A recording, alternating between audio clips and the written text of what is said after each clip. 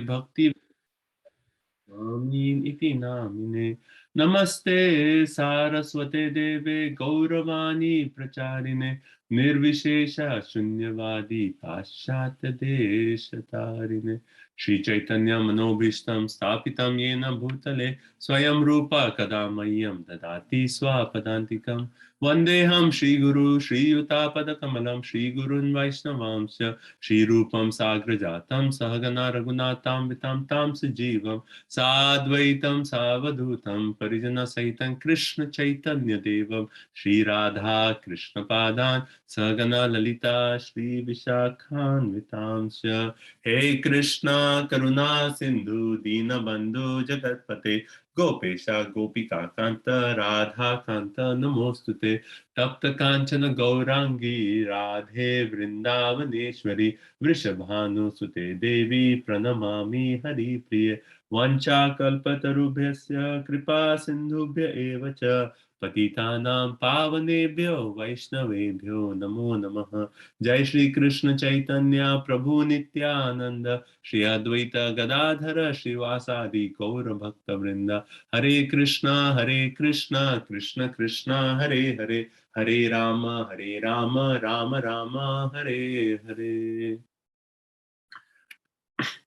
सर्वशास्त्रादि पीयूष सर्ववैदिक सत्फल सर्व सिद्धांत रत्नाद सर्वलौकिक दृक्पद सर्व भागवत प्राण श्रीमद् भागवतो प्रभु कलिदंतो तितादित्य श्री कृष्ण परिवर्तिता प्रेमानंद पाठाय प्रेम वर्षाक्षराय ते सर्वदा सर्व सेवाय श्री कृष्णाय नमोस्तुते मद एक बंधु मद संगीन मद गुरु मद महादन मद निष्ठारक मन भाग्य मद आनंद नमोस्तुते असाधु साधुता दाइन अति नीचो ताकर हाना मुंचा कदातिन्मा प्रेम रिक्कांतयोस्पुर ओम नमो भगवते वासुदेवाय ओम नमो भगवते वासुदेवाय ओम नमो भगवते वासुदेवाय नारायण नमस्कृत्यं नरं चैव नरोत्तमं देवीं सरस्वतीं व्यासं ततो जयमुदीरये नष्टप्रायेषु अभद्रेषु नित्यं भागवत सेवया भगवती उत्तम श्लोके भक्तिर्भवति नैष्टिकी शृण्वतां स्वकथा कृष्ण पुण्य श्रवण कीर्तनम हृदयंतस्तभद्राणि विदुनोति सुरत्सता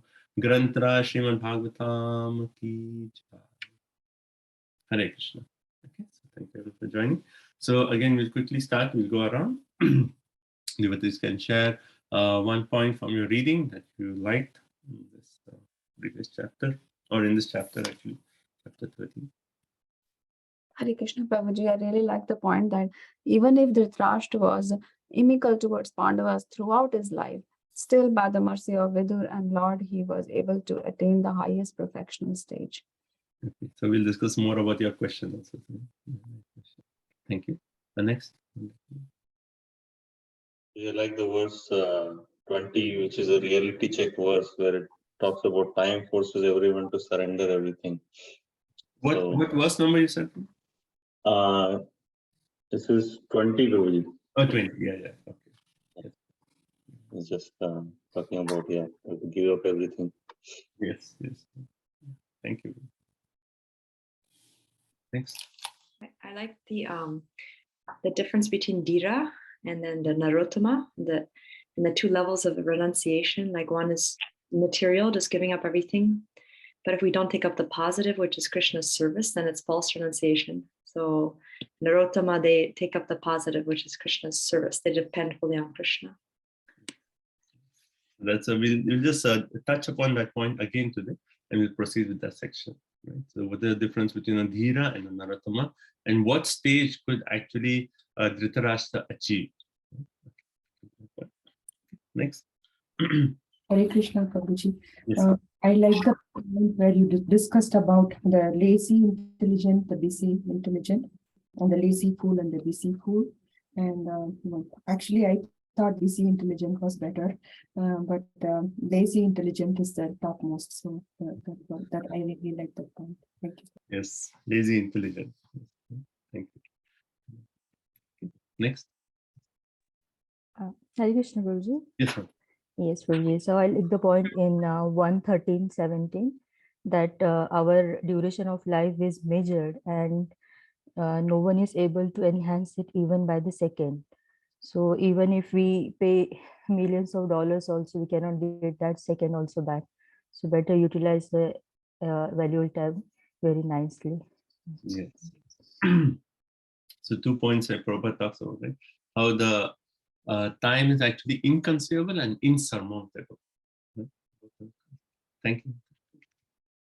Okay, next. Hare Krishna Prabhuji, Dhanyavad Yes. Pranam. Thank you. Prabhuji, I like the point in text 29 that even though it is a fact that material world is great illusion because everything appears to be tangible reality, but at the next moment it evaporates everything. Mhm. But yeah, like a dashing foam of the sea or a cloud in the sky.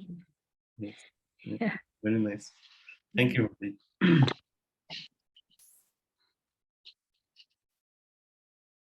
Anything else?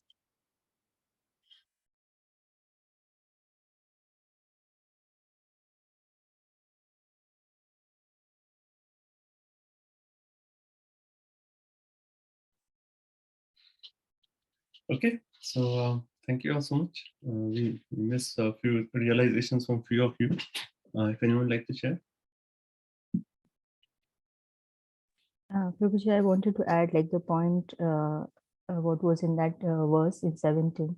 So I remember the story of Khatang Maharaj as he came to know that he has a very short time, and then how nicely he utilized it instead of asking it from Indra, Yeah. the big riches and kingdom, but he said he wanted to contemplate on the Lord and go back to Godhead. That's in the second canto, first chapter, actually. So Sukdev Goswami, one of the first few examples that he gives is of Katmang, importance of time. Particularly, he's making the point to Parikshit Maharaj, we have only 7 days. But see Katmang, one moment he actually used and nothing. Okay, so let's start on. So we are, so we read what Vidura, how Vidura has chastised Dhritarashtra, and we came up to text 27. So just to summarize Vidura's instructions to Dhritarashtra. So let's say we start off with text number 18. Yeah.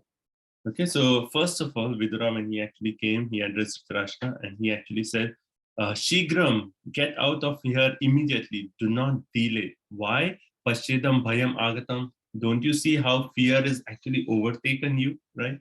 And then further he comes and he says that sorry,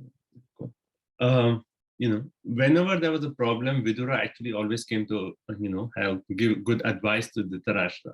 But now Vidura is saying, now to this situation, that is pratikriya na yase. There is no remedy to this situation, right? And then he actually said, eternal Kal, Supreme Personality of Godhead in the form of time is actually approached all of us. Right? And whoever is under the influence of time, then we must give up everything, right? That's the verse that Gopinath Prabhu was pointing out. That under the influence of Supreme Call, one must surrender, our most dear life, the life that we all hold on to, that we have to give up, right? And what to speak of other things like wealth, honor, children, land, home, everything that we say which is ours, we have to give up at the time of under the influence of the Supreme Kala. Right? And then further he makes a point, your father, your brother, your well-wisher, everyone has passed away. Don't you see your death is also coming soon, right? And then you yourself have expended a major portion of your life, and now you're old, and also you're living in the home of another person, right? And particularly he points out in text 23 that you are like a graha palvat, you are like a household dog, right? And whose household? You're actually accepting remnants from Bhima.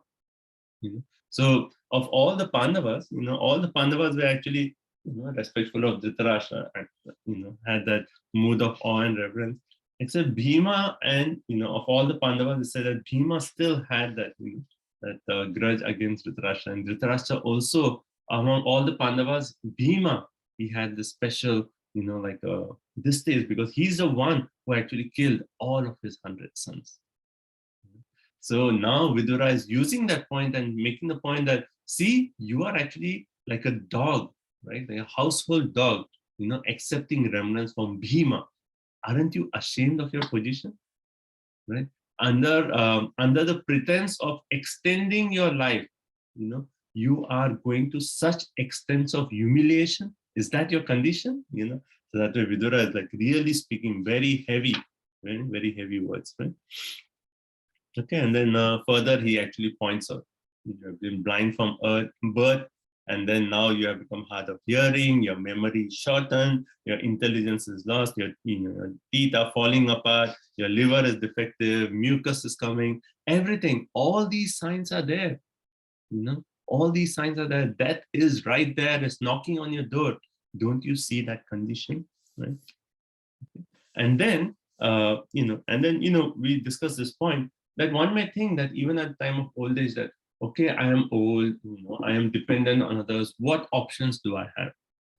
But the spiritual personalities, they open the options, and Vidura is giving the option. No, you have an option. There is no need to live such a degraded life.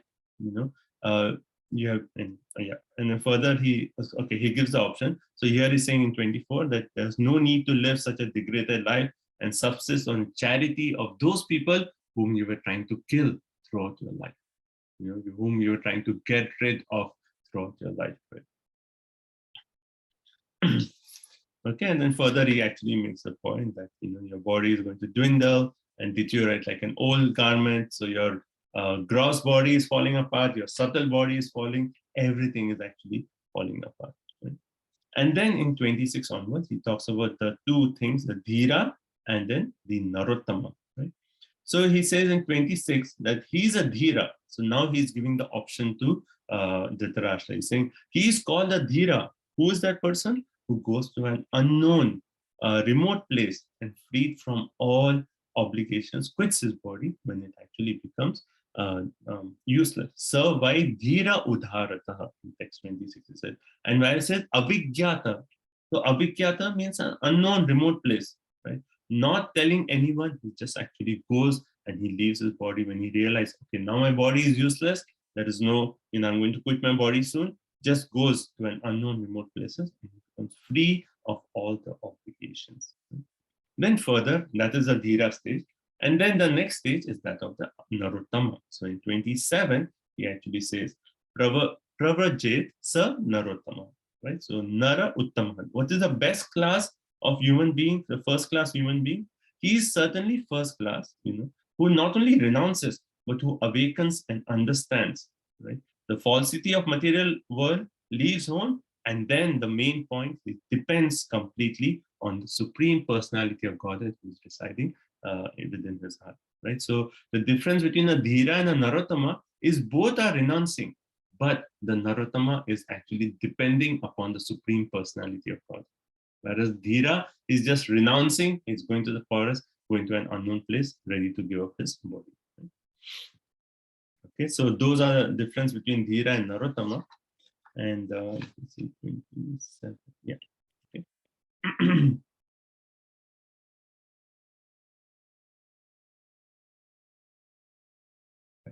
Okay, and then further in 28, he makes a point, right? Please therefore leave for the north immediately, right? Immediately, without letting your relatives know, for soon that time will approach, which will diminish the good qualities of man. So that is approaching, and also Kali Yuga is coming, right? And Kali Yuga is coming, so don't wait till the Kali Yuga comes, because whatever good qualities are there, they will all be diminished in this age of Kali Yuga. So leave immediately, right? Leave to the north immediately without your relatives know. And in the purport, Prabhupada has pointed out that Vidura is actually making the point to Dhritarashtra that you cannot become a Narottama right away. At least become a Dhira. At least become a Dhira. Right? So follow those instructions, leave the house immediately. Don't need to tell anyone. Just go to an unknown place and give up your body. Right? So that is what we read up to 28. Now we'll start with 29 onwards. So we finish the chapter today. So let's go on the reading list. So the reading list. Evam Raja Vidurena Anujena Prajna Chakshur Bodhita Ajamitaha Chitva Sveshu Sneha Pasha Dradino Nishchakrama Brati Sada Sitadva. Translation, thus Maharaj Dhritarashtra, the scion of the family of Ajamita, firmly convinced by the introspective knowledge, prajna, broke at once the strong network of familial affection by his resolute determination. Thus he immediately left home to set out on the path of liberation as directed by his younger brother Vidura. Hare Krishna. Thank you. So it says pragya chakshu, right? So we actually use this word. Chakshu means vision, right? And then like how we pray, Om Agyanati Mirandasya, Jnananjana Shalakaya. So our eyes are anointed with the knowledge by the mercy of the Guru, right? So here it says Pragya Chakshu or Jnana Chakshu. In Bhagavad Gita, we read Jnana Chakshu, right? So having awakened that knowledge with that eyes of introspective knowledge, right? So he was firmly convinced by that. And then he broke at once the strong network of familial affection. So particularly it's used as Sneha Pashan. Sneha means that affection, and then Pashan is that network of the affection. He broke that network, and then by resolute determination, he actually left home and then set out on the path of liberation as directed by Vidura. Right? So Prabhupada in the purport focuses on the importance of association of devotees. That by the association of devotees, what happens? First thing is we can actually break our material attachments. Right? Second thing is we actually get the positive knowledge of what to actually do with that. So one is just breaking the negative, but what is the positive? That is also revealed in the association of devotees. So Prabhupada in the purport focuses on how Lord Chaitanya Mahaprabhu has stressed the importance of association of sadhus, and particularly the verse Sadhu Sangha, Sarva Shastra, Lava Matra Sadhu Sangha, Sarva Siddhi, right? So this is a particular Lord Chaitanya Mahaprabhu spoke this verse, right? Sadhu Sangha, Sarva Shastra. All the scriptures actually establish the importance of Sadhu Sangha. And how much? Lava Matra Sadhu Sangha, Sarva Siddhi. Even a moment's association with a devotee, one can actually attain the highest perfection. And Prabhupada in the purport, he actually says, we are not ashamed to admit this fact that Prabhupada is referring to himself, that we actually receive the mercy of Srila Bhakti Siddhanta Saraswati Thakur. And only by his mercy, we are able to take up this mighty task of describing the entire Srimad Bhagavatam. Only by the mercy of Bhakti Siddhanta Thakur. So we see Prabhupada's mood, he always gave credit to his spiritual master, and then he gave credit to his disciples, but never took any credit for himself. Right? That was his mood.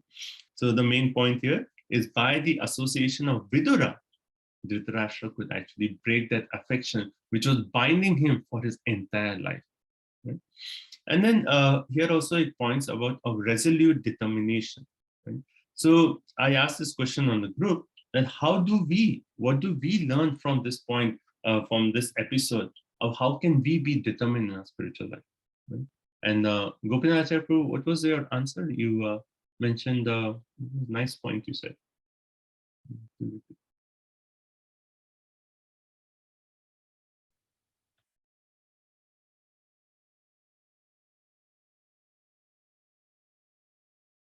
Gopinath Acharya Prabhu?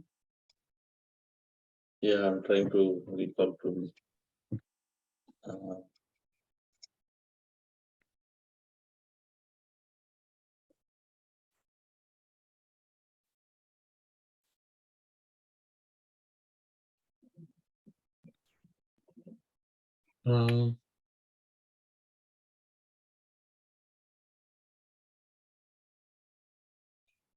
I think it was the process of sadhana. I think that's what I mentioned. Okay. Yeah. So, okay, how can we learn determination from this episode, right? So, how do we get determined in a spiritual life? Two things needs to happen. One is we have to be convinced about the precarious condition of material life. As long as we keep hope that yes, there is happiness in this material world, there is happiness in the material world, there is something in this material world, right? As long as we are keeping hope for material prosperity, material wellness, material well-to-do, as long as we have that hope, it will be difficult for us to develop that determination. Right? So that is one. And second thing, we actually develop determination by hearing from spiritual personalities. Because, one side is we have to be frustrated in our material endeavors, and second time, we have to get attraction for the positive. When both of these aspects are there, then we can actually be determined as spiritual life. Right? If we are holding on to material attachments, then the determination will not be there. Like even in the second chapter of Bhagavad Gita, we see Krishna making this point. He says those who are bewildered by this sense gratification, with the activities of sense gratification, they cannot take up devotional. They cannot have the resolute determination for devotional service. Right? So even second chapter, Krishna is actually making point. So one is we have to be frustrated with our material life, and second, we have to get the attraction for the positive attraction for Krishna consciousness. Right? The combination of these two, one will actually be determined. Right? So, so Prabhupada actually, which is of course, yeah, in 6th chapter in the purport, Prabhupada talks of determination, and he gives the example of the sparrow. Right? So how can we be determined in our spiritual life? And that example is so good that the sparrow laid eggs on the beach, and then the ocean came and took the eggs away, right? And the sparrow was determined. It's like, no, I will get my eggs. And he challenged the ocean, and the ocean was like, the sparrow do is like so insignificant in front of me, right? But the sparrow said, no, I'm going to empty all your water until you give the eggs back, right? So the sparrow went and started taking drops of water from the ocean. Imagine, one way it will just appear just like foolishness. What can the sparrow do with the entire ocean, right? But just seeing that effort, that drew the mercy of Garuda. And Garuda said, this bird, he's in my species, he's trying to do this, I will go and help him. And as soon as Garuda came, right, the ocean said, oh, Garuda is here, okay, please take. And that is so, this example, the story is so significant even in our spiritual life. For us to overcome Maya is just like that sparrow to actually empty the ocean. It's impossible. It's impossible. But when we actually do our effort, that attracts the mercy of the Vaishnavas, like how the sparrow attracted the mercy of the Guru. When we do our effort, that attracts the mercy of the Vaishnavas, attracts the mercy of the Guru, and by that mercy of the Guru, right, we can actually overcome the entire ocean of material existence. Right? So that is the point about determination. Right? Okay, so Dhritarashtra was determined, and then he actually, thus he immediately left home, set out on the path of liberation as he was directed. Sandarshita means directed. He was given the direction of the path of liberation. Okay, let's see.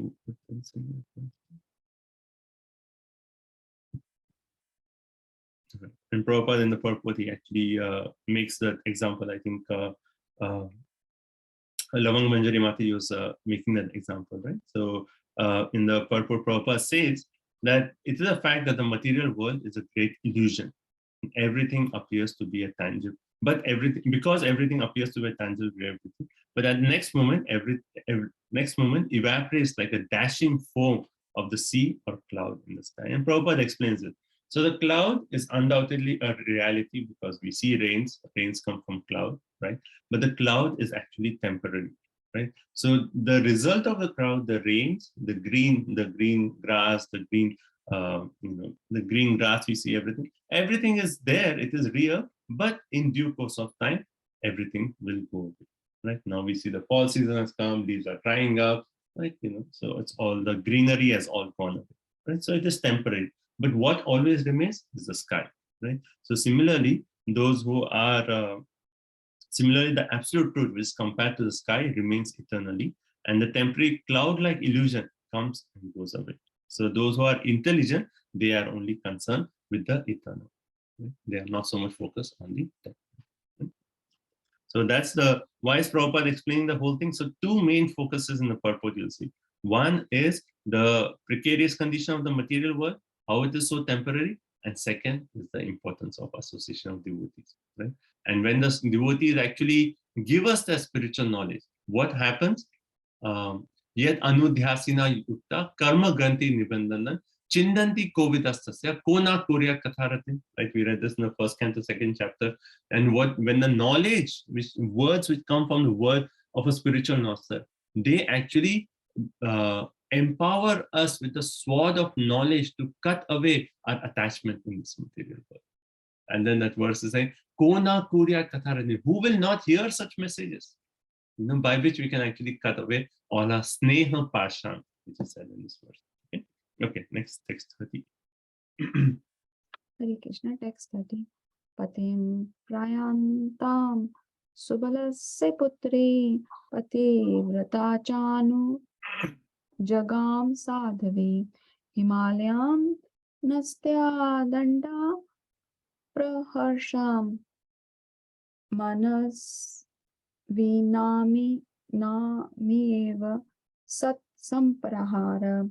The gentle and chaste Gandhari, who was the daughter of King Subala of Kandahar or Gandhara, followed her husband, seeing that he was going to the Himalaya mountains, which are the delight of those who have accepted the staff of the renounced order, like fighters who have accepted a good lashing from the enemy. Right, so when Dhritarashtra left along with Vidura, then Gandhari, being a chaste wife, so it says gentle and chaste wife. Patim, prayantam, okay, then it says pativrata, right? Pativrata, she's a pativrata wife, so devoted to her husband. So she anujagama, she actually followed her husband. And also the word, so pativrata is used and sadhvi is used. So those two words actually indicates the quality of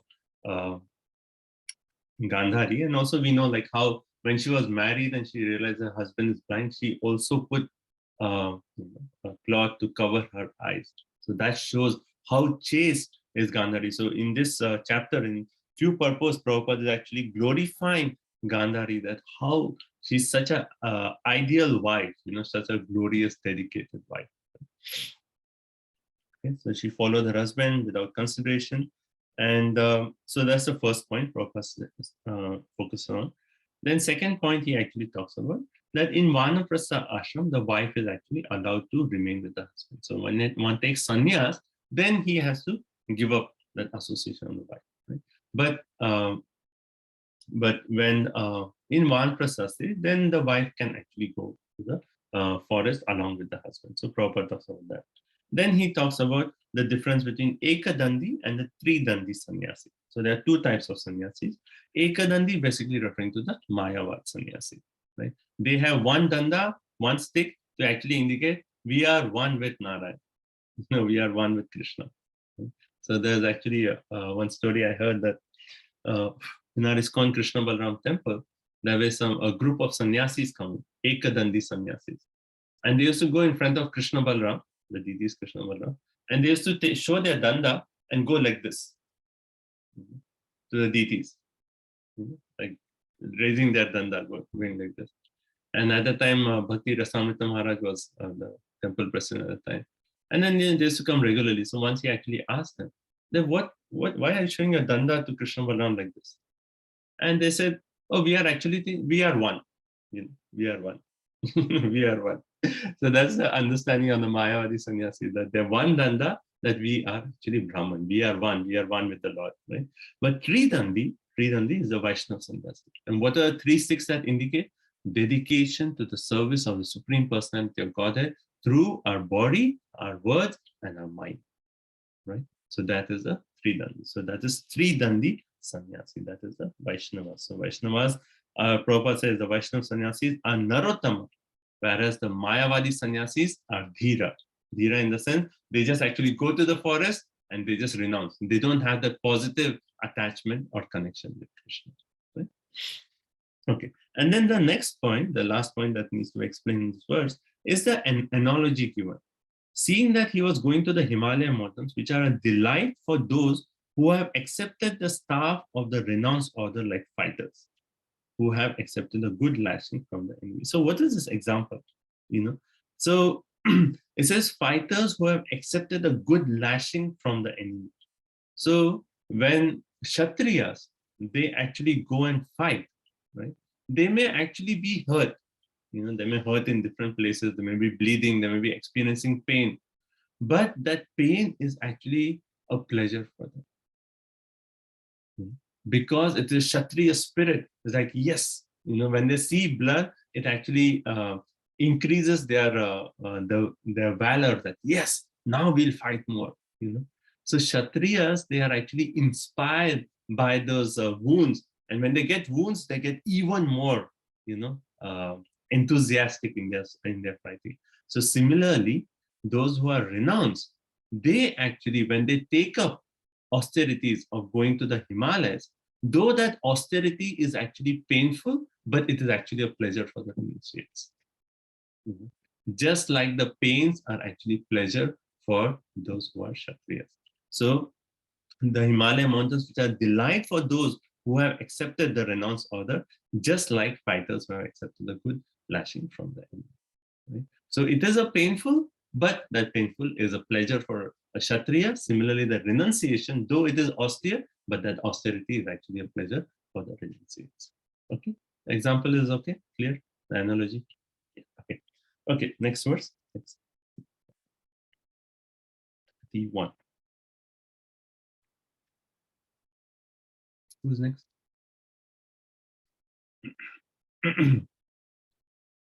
Venkat Prabhu?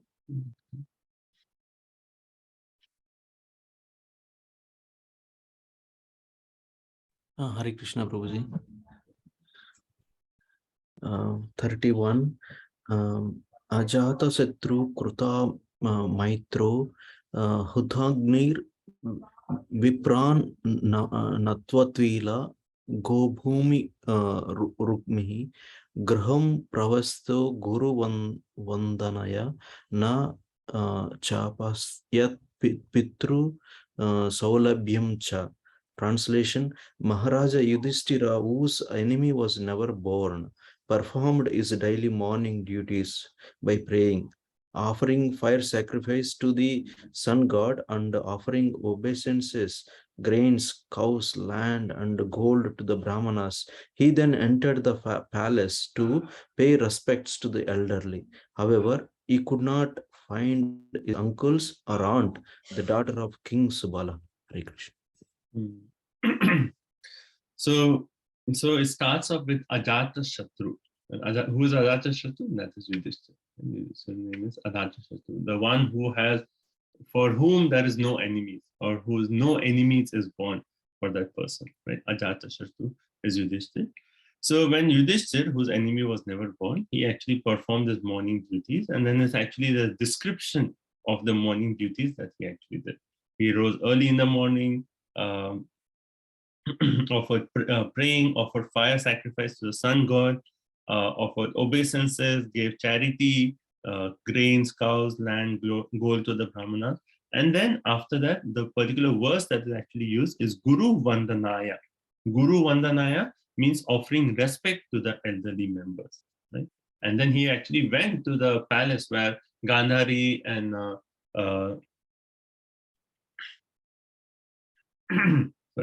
where Gandhari, Dhritarashtra were actually living. He went there, and every day he used to go and offer obeisances to them. But this time he entered and he could not even see them, right? So that's basically what this verse is saying. Now, this Guru Vandanaya, offering respect to the elder members, this is actually a part of Vedic culture. Like, even I can give one example. Like, I remember when I used to go to my village when I was younger, and even there I saw, like, my cousins who were in school, they had the etiquette that when they enter the classroom, they go and first touch the feet of the teachers. And then they leave, then they touch the feet and then leave. Right? Imagine like how such, sweet culture, such respectful culture, Vedic culture, right? Now it has come to a stage where, they say, like, even saying someone like, using Dr. So-and-so for a professor, even that is too formal. Just use a name.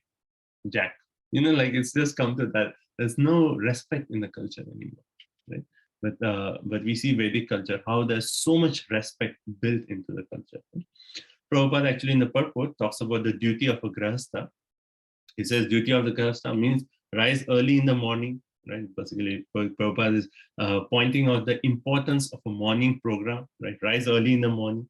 We purify ourselves, externally and internally. Externally by taking bath, internally by chanting mantras like Om Apavitra Pavitro Va, etc. Right? We purify ourselves. Then we offer respect to the deities. We offer prayers, right? And then there is the part of the sacred fire, offering fuel in the sacred fire. And then there is charity and offer respects to the elders. So these, we can say, 7 items that Prabhupada had actually elaborated as a morning program of Yudhishthira Maharaj. Right? And so, like Grahastha, we should have such a morning program where we are rising early, we are purifying ourselves, we are waking up our deities, we are doing the deity worship, then we are offering some kind of charity and offer respects to the elders in our house. Right? So all that is actually a part of our morning program. And Prabhupada is making the point that King Yudhishthira is the most pious king. Why? Because he's actually showing by example. Not that he's telling everyone, oh, you should do this, and he himself is not following. No, he himself has such a wonderful morning program, and by that, he's actually showing by example. And then Prabhupada points out that how modern householders, they have this bedtime tea and then breakfast in the bed, like without even like purifying ourselves. They like eat, just get up and then eat with a contaminated mouth and so on. So Prabhupada is making fun of them. And he actually says that if that is the culture, then the children are going to see such culture and follow that culture, right? And that is actually going to take the entire society to hell. So how do we teach our children? By setting the perfect example, by getting up in the morning, having the entire morning program. And when children see this, then they actually take up this culture and they'll understand the importance. And that way the culture will be alive in our society. So Prabhupada makes a point. So Vijaya Mataji had this question about like offering fuel in the sacred fire, right? And worshipping the sun god, right? Basically, that's the point that is said. Huta Agni, offering fuel to the fire, right? And Prabhupada elaborates offering fire sacrifice to the sun god. So Mataji's question was, what is the importance of this? Or what is your question, Mataji? Yes, Prabhuji, what's the significance of that? Why? So, worship of the sun god. So sun god is actually considered as Surya Narayan. Like those who are second initiated, you get your Brahman initiation. The first of the Gayatri mantras is actually, we are meditating on Surya Narayan. Surya Narayan. Because, and we meditate on Surya Narayan, that you enthuse us in our meditation, in our service to the Lord. So, I can actually send you some quotes where Prabhupada talks about the importance of sun god. Let me see if I have something.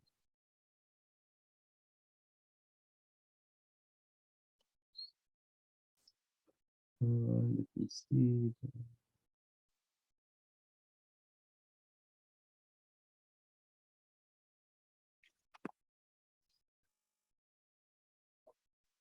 Oh yeah, so one place in Prabhupada quotes this Brahma Samhita verse where it says, Yat Chakshurev Esha Savita Sakala Grahana Raja Samasta Suramurti Ashishateja Yasyagra Brahmita Samrata Kala Chakra Govindam Adi Purusham Tamaham. And I worship the Supreme Personality of God, Krishna, who is the original person and under whose order the sun, which is the king of all planets, is assuming immense power and heat. The sun represents the eye of the Lord and traverses its orbit in obedience to his order. So the sun represents the eye of the Lord. So when we wake up, we actually offer our obeisances to the sun, that by your light, by your energy, will please enthuse our meditation onto you. So that is one point of the sun god. Prabhuji, I remember my grandfather used to make some offerings in that fire that she used to light up. So what kind of offerings are made in the fire? And like I don't know details of Surya Puja, what all is done. Like for us, for Vaishnavas, what is recommended is when we wake up, when we see the sunrise, we can recite this verse.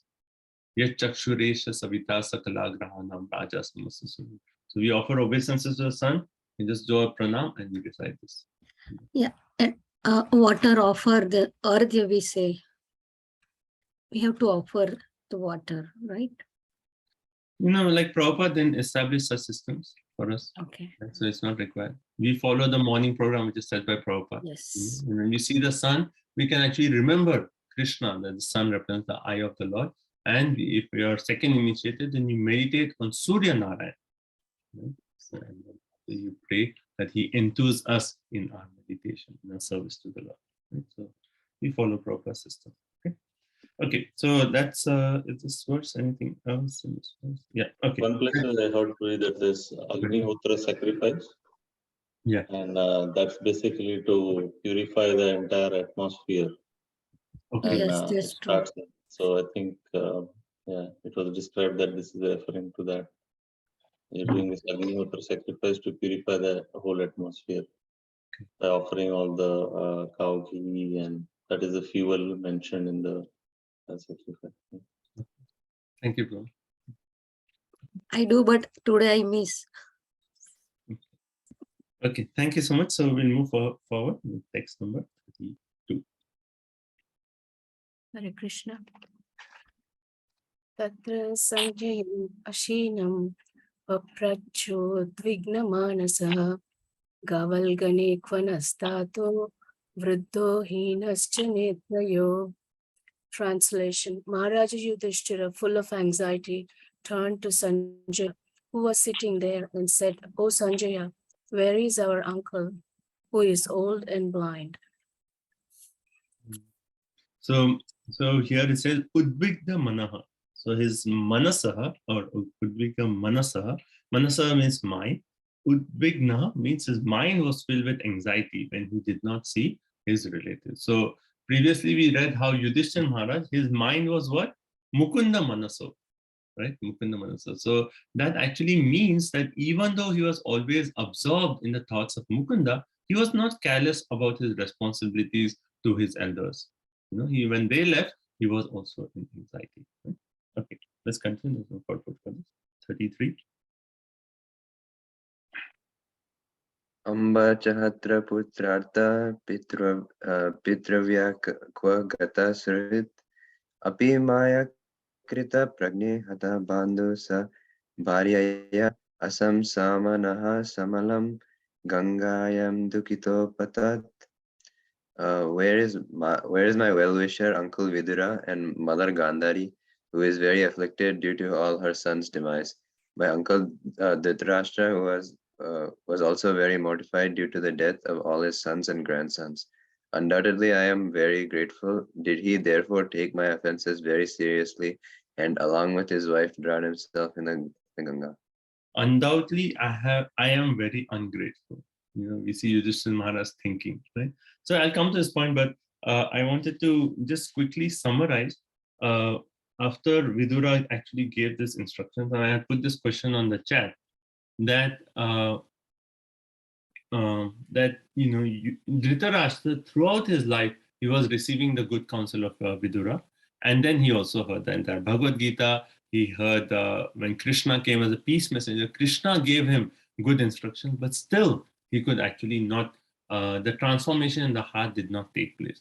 But now finally, when Vidura spoke these words, then it really went inside and said, okay, leaving to the forest right away with determination. And what are the reasons that after so many times hearing, those instructions did not create the transformation, but this actually did. Right? So there are 6 instructions, 6 reasons one can say, and these are very useful even for us because we are hearing the same philosophy, like similar points we read again and again in our philosophy. Right? But when does that philosophy actually make a transformation in the core of our heart? Okay. The first point is the point of repetition. We need to hear the same instructions again and again and again and again. Right? When we hear the instructions again and again, then the instructions go into a core of heart, and once we hear the same instruction, oh, you're not the body, and we're like, oh yes, I'm not the body, and it could be after years of hearing and hearing and hearing. It's just how we say that there is a they have like a machine that they actually use to make a wedge, and it's like based on just drops of water, and it's like drop over the drop of water and keeps dropping, And finally, the last one drop, and that will break. So similarly, that again and again, that instruction has, and finally, once we hear the same thing, what you have heard before, and it will make a difference now. So first point, repetition. Second point in this case is Dhritarashtra. Like all through his life, he had that hope against hope. That somehow or other, I'll become the king. Somehow or other, my sons will become the king. Somehow or other, I will get all the opulence, all the fame. Everyone will recognize me as a great king.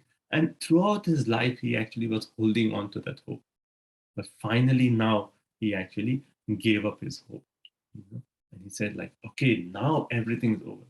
There is no room for any hope now in the material realm, right? So another aspect of how these spiritual instructions can create a transformation is when we give up our hope of enjoying this material world. Okay.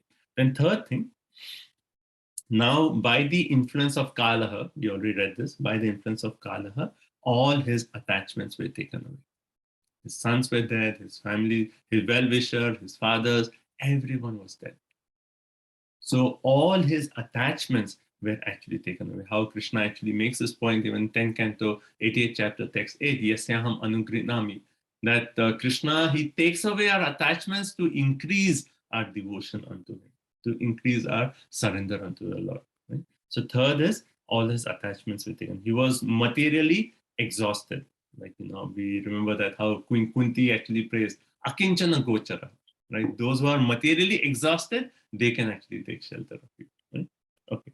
Then fourth one is he received this knowledge, right? So he had received this knowledge many times throughout his life. He went through Bhagavad Gita. He had received all this knowledge, but now his knowledge was along with the experience and the observation. So anyway, so there are three ways of receiving knowledge, right? First is the most intelligent, they hear it and they accept it. Yes. Right? Second one, they observe it and then they see, oh, it's happened to him. And then they realize. Third one is they experience it and then they realize, oh, if I steal, I'll get caught. They have to get caught and then they realize, okay, I won't steal again. And then fourth class is even after hearing, after observing, after experience, they don't learn. Right? That is the worst. Right? So, but these are three ways we get knowledge. Now Dhritarashtra, he had heard it, he had observed the thing, and now he's actually experiencing all those in his bodily symptoms. That my teeth is falling, my liver is falling apart, everything is actually falling apart. I'm experiencing all those instructions that I have received throughout my lifetime. So third, that's the fourth one, right? Then fifth one is the urgency. Right? When you hear Prabhupada's lecture, we hear the urgency. How Prabhupada says, Parikshit Maharaj had 7 days. We do not know whether we have 7 minutes to live. Right? And at this time, he realized the urgency. Throughout the life, he said, no, I have long time to live. I will become the king. My sons will become the king. But now he realized the urgency of the message. Right? And all these 5 points, he actually made Dhritarashtra humble to actually accept the instructions. The final point is the point of humility. These all made Dhritarashtra humble and he said, yes, Vidura, you are right. I'm going to follow your instruction that we read in text 30, right? In text 30, where he actually with determination, 29, with determination, he actually followed the instructions that Vidura was given. So that was humility was the 6th one, which is because of the above 5 points. Okay, so these are the 6 points. So we can actually meditate on these points. That yes, we are hearing this knowledge, but when will this knowledge actually create a transformation? When it is accompanied by these points. Okay.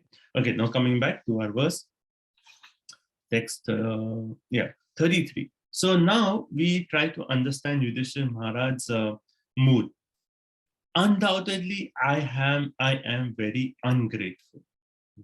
Why is Yudhishthira Maharaj thinking himself ungrateful? Here's a person, that uncle, who actually throughout their life,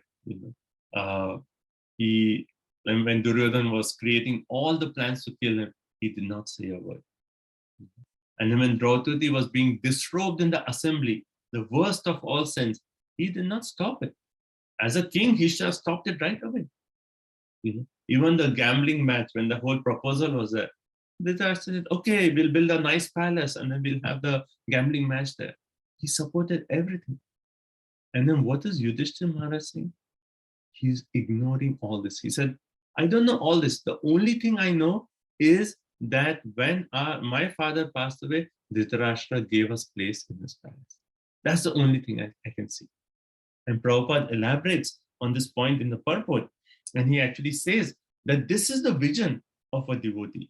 A devotee never finds fault with others, but tries to find his own and thus rectifies them as far as possible.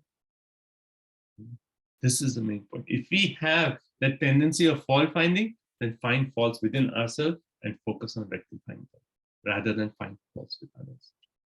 And this is the vision. This is what we learn from the character of Yudhishthira. Imagine one person who's always tried to kill you, and now you're saying all his attempts through his life, I'm not looking at that. I'm only looking at the time, one time when he actually gave us a place in the palace. And if you actually compare all the times that Dhritarashtra has, like done anything for Yudhishthira, you'll see it's all negative, negative, negative, negative, negative, negative, and one positive. And what are you saying? I'll just focus on the positive. And then he's saying that, oh, I have been so ungrateful. They actually gave us place in the palace, but I have maybe not served him properly. And then maybe because of that, they actually left and they have gone, right? So that is the vision of Yudhishthira, a vision of a pure devotee. Right? So as a pious man, he took into account all his unavoidable misdeeds, and he never thought of the misdeeds of his uncle and company. So Yudhishthira Maharaj took into account all his unavoidable misdeeds. He was thinking all the mistakes that he made, and he did not look at the misdeeds of his, never thought of the misdeeds of his uncle. Okay. And then further also this verse makes the point where it says, it actually says Amba Hatha Putra. So he was conscious, he was thinking that, Hatha Putra, this Amba, my mother aunt, she has Hatha Putra, had lost all her sons, right? And also the uncle, Dhritarashtra, Hatha Bandhuhu, he's also lost all his sons. So they went through so much, they are experiencing so much anxiety, so much stress, lamentation. And then see how I treated them. I did not treat them well. And because of which they have gone and maybe they have drowned themselves in the Ganges, thinking in that. So that is the heart of a Vaishnava. Okay. So let's continue. Text 34. Vitari uparate pando sarvana surida shishun arakshatam vyasanata pitrivyo kvagatavitaha. When my father Pandu fell down and we were all small children, these two uncles gave us protection from all kinds of calamities. They were always our good well-wishers. Alas, where have they gone from here? Now he's saying that both the uncles, they are always our good well-wisher. How can Yudhishthira even think that Dhritarashtra is his well-wisher?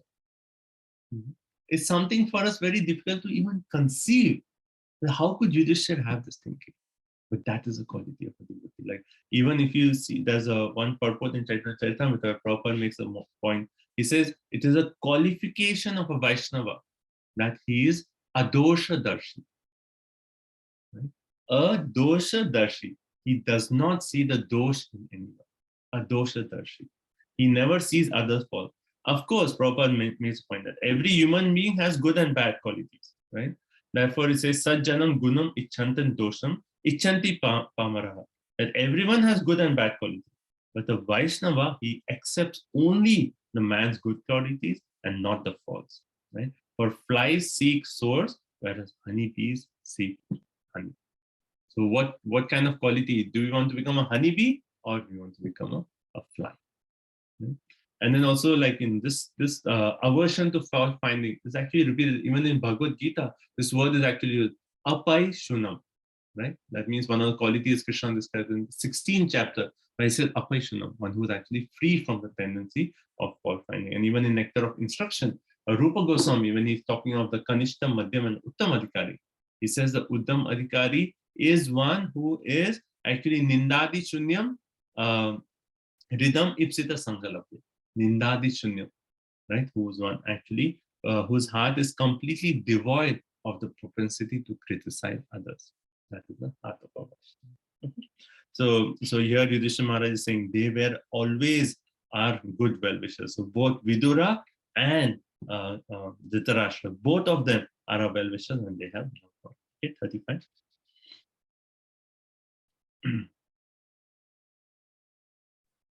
Suta uvacha कृपया स्नेह वैकल्यात् सुतो विरह कर्षितः आत्मीश्चरण चक्षानो न प्रत्याहाति पीडितः. Suta Goswami said, because of compassion and mental agitation, Sanjaya, not having seen his own master, Dhritarashtra was aggrieved and could not properly reply to Maharaj Yudhishthira. So 4 qualities of Sanjay's reaction, right? So Yudhishthira has gone to Sanjay and he asked Sanjay, Sanjay, where are our uncles? They were always our good well-wishers. So you must be knowing. Why you must be knowing? Because Dhritarashtra always consulted Sanjay before making any decision, right? He always came to Sanjay and he said, okay, what should we do? So he was always used to consult. And now Sanjay, he not seeing Dhritarashtra, he had Kripaya, he became full of compassion, Sneha, Vaikalvat, profound affection, then Viraha Karshita, Viraha we know, right? Distress, a separation. So distress by separation, and Ati Pidita, to aggrieve. These are the 4 symptoms that describe Sanjay. So Prabhupada actually makes the point that Sanjay was the personal assistant of Dhritarashtra. And what was Sanjay thinking? That Sanjay was thinking that Dhritarashtra always used to come to me to consult about anything. And now he took such a big decision of leaving the home and he did not come to me. I actually feel cheated now. Right? So that's basically the next verse. He actually makes the point, I am cheated that, always he was consulting me. And now such a big decision that he left the home, he did not tell me. Right? And then also Prabhupada points out the point, makes the point in the purport that Vidura was not aware that how Dhritarashtra's inner vision had been awakened.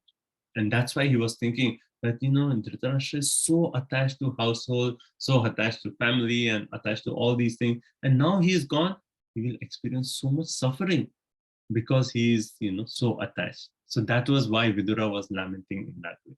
He wasn't aware that now Vidura had awakened Dhritarashtra's vision. Okay. So 36.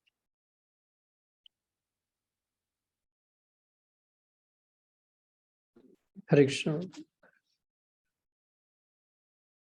Vimrujyashuni panibhyam vistabhyatamam atmana ajata satrun pratyuche prabho pandava anusmaran. First, he slowly pacified his mind by intelligence and wiping away his tears and thinking of the feet of his master, Dhritarashtra, he began to reply to Maharaja Yudhishthira. One point I missed in the previous purport, the last sentence is very nice actually in text 35. Unless one is convinced of a better life after renunciation of the present life, one cannot stick to the renounced order of life simply by artificial rest or staying with them. So that renunciation should be accompanied with the conviction that I am looking forward to the austerities of a renunciation. I'm looking forward to dedicating my life, my words, my mind in the service of the Lord. Right? So sannyasi, even in ISKCON we take sannyas, like those devotees who take sannyas ashram. So it is not that, once I change my dress, then I will actually dedicate myself. No, before taking the dress, they have already dedicated their words, their body and mind to the service of the Lord, and they are looking forward to more austerities in their service to the Lord. then their renunciation actually fruitful. It is not just changing out our dress or changing our physical location is going to change things. That transformation has to be there. So conviction of a better life after renunciation of the present is actually required for renunciation. So text 36. So first, so Sanjay's state is described that, the four qualities that were described in the previous verse. He was ati, that word, ati piditaha. He was so aggrieved, right? Then he slowly pacified his mind by intelligence. He wiped away his tears, and he was thinking about pado anusmaran. He was thinking about the feet of his master, right? And then he actually began to speak. Okay. So 37, Sanjay Vacha.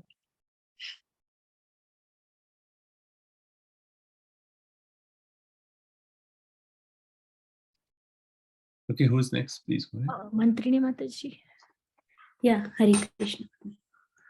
Sanjay Uvacha Naham Veda Vyavastitam Pitrurvah Kulanandana Kandharyava Mahabaho Mushito Asmi Mahatmabhi.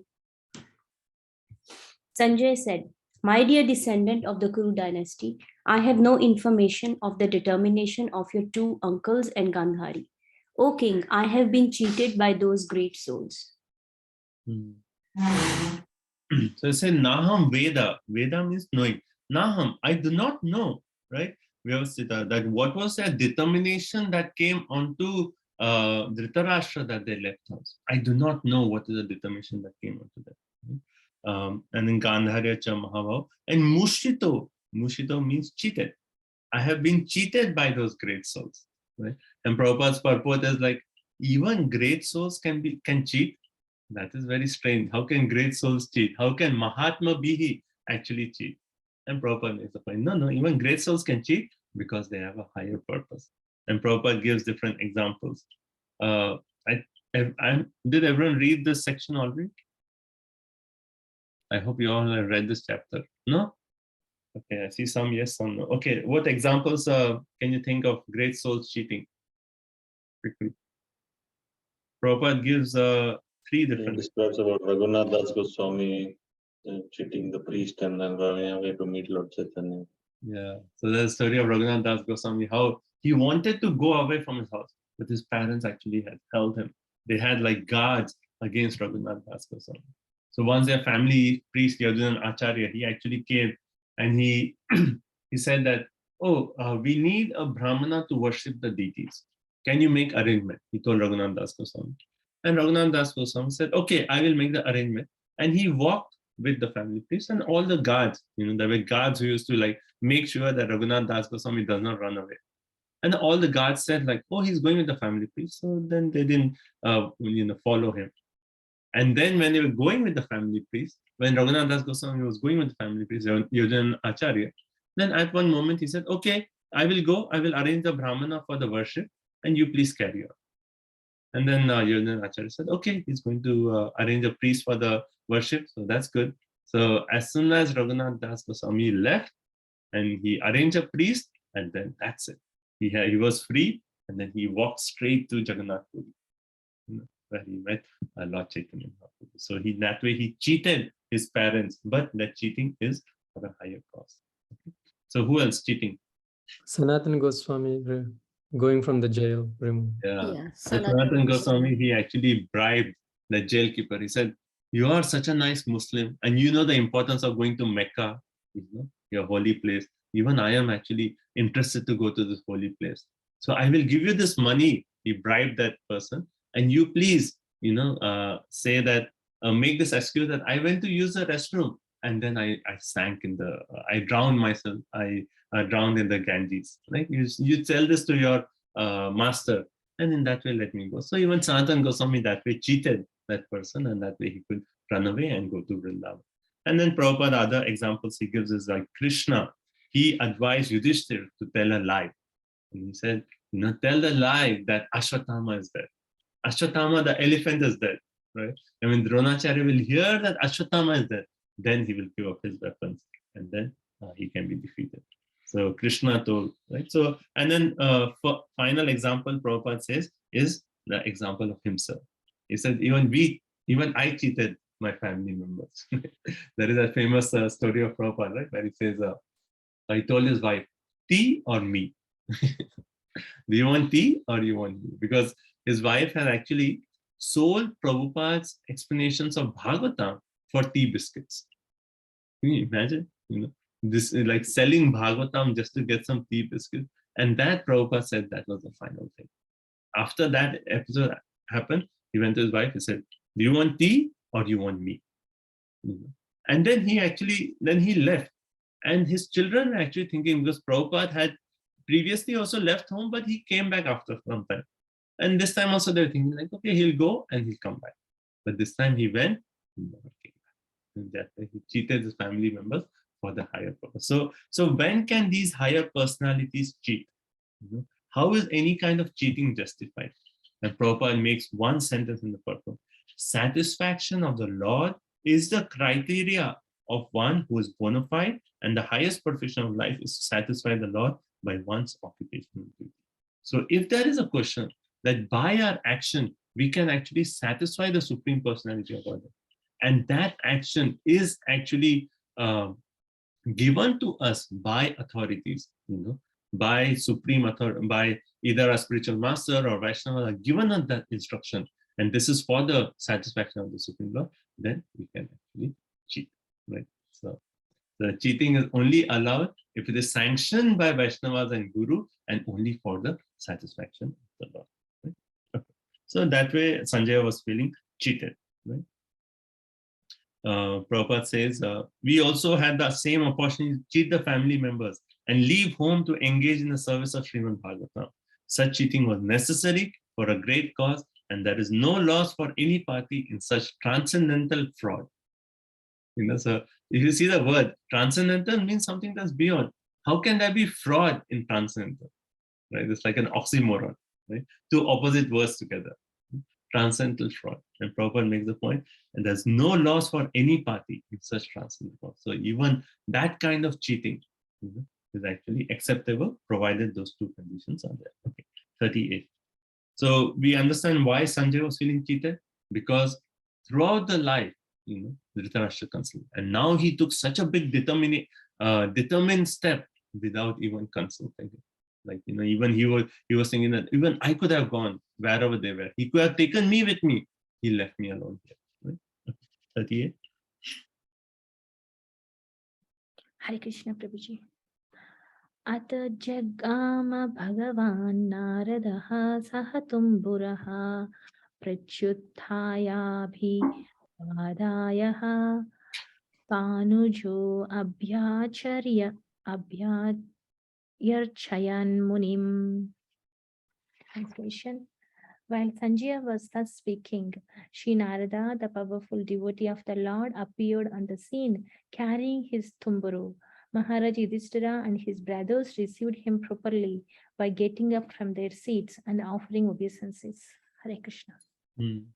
So it came to the point that Sanjay said that I do not know, I feel cheated, and first of all, he was so overwhelmed with all this anxiety and suppression, he couldn't speak, and then finally he actually pacified his mind, and then he spoke and he said, like, I do not know where they have gone, I feel cheated. And then the scene, like, at that moment, who comes? Narada saha tamburaha. Narada saha, along with what? Tambura. He actually arrived in the scene, right? Atha jagama means he arrived at the scene, and particularly the word used is Bhagavan. Bhagavan Narada. Why Bhagavan? So Prabhupada elaborates that a major section of the purport is just focusing on how these great personalities can be called Bhagavan, right? So Prabhupada actually Prabhupada makes a point, the Lord and his very confidential devotees are treated on the same level by those who are actually engaged in the loving service of the Lord. Which is the verse that comes to our mind at this point? The devotees of the Lord are treated at the same level as the Lord himself. Yes, yeah, Prashada, Bhagavad Prashada. Okay, that's one. And then the other verse in the same Guru Ashtam. Shaksha dharite na samasta shastra ukta setava yatayeva sarve kintu prabhurya priya evatasya vande Guru Shri Chandravarindam. So Shaksha dharite na samasta shastra. So all the shastras they actually make the point that the spiritual master should be honored as much as the Supreme Personality of Godhead. Why? Because the spiritual master is a confidential servitor of the Lord, right? Kintu prabhurya priya eva tasya, right? Mande Guroshi Charanaravinda. Because the spiritual master is such a bona fide representative of Krishna, then he should be honored as much as Krishna. So Prabhupada makes a point that these confident devotees are very dear to the Lord because they travel everywhere to preach the message of the Lord. And Prabhupada refers in Bhagavad Gita, Krishna actually makes the same point. He says here, idam paramam guyam mad bhaktesha abhidhasati bhakti mai param kritva mam evasi asamsaya. For one who actually explains this knowledge to others, then devotional service is guaranteed, and he at the end he'll come back to me. And nacha tasman manusheshu kashid me priya kritam.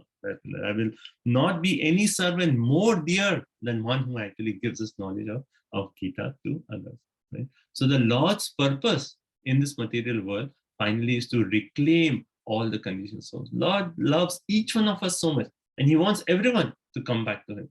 And anyone who actually becomes an instrument to fulfill this purpose of the Lord becomes extremely dear to the Lord. Right? That's why our aspect of preaching, we say, is really a fast way to attract the mercy of our Guru and Nityananda Prabhu. And by that, we can actually really go back home, back to God very easily. That's why this our mission is a preaching mission. Right? We go out, we preach to the Jagais and Madais, and we attract the mercy of the Lord. Right? Okay. So Prabhupada further, he actually makes a point that conditioned living entities, they are not in a sound condition of life. Oh, Prabhupada actually says, actually a living being cannot be a non-devotee of a Lord. Why? Because everyone, constitutionally, our position is that we are servant of the Lord. It's right now we are in a crazy state, or we are in how Prabhupada said, who is crazy? They are crazy or we are crazy? They are crazy because they have forgotten who they really are. Everyone is a devotee of Krishna, but they have forgotten. They are not in the sound state. So those who actually take the effort to bring devotees, to bring all jivas to the sound state, they are actually become very dear to the Lord. Okay, 39. So after Narada coming, what happens? Oh, actually, another point in that verse, it says, after Narada coming, what happened? And Maharaj Yudhishthira, he actually abhyarchayan, he actually received him in a proper mood. He gave him a seat, he offered obeisances and so on.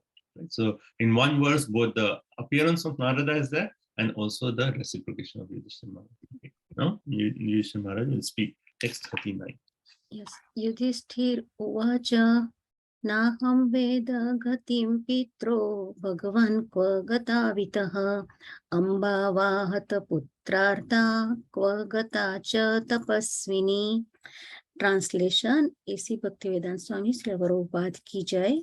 Maharaj Yudhishthir said, "Oh godly personality, I do not know where my two uncles have gone, nor can I find my ascetic aunt who is grief-stricken by the loss of all her sons." So here again, Maharaj Yudhishthira is calling Narad Muni as Bhagwan, oh godly personality. And I do not know where my two uncles, where is Vidura, where is Dhritarashtra, I do not know.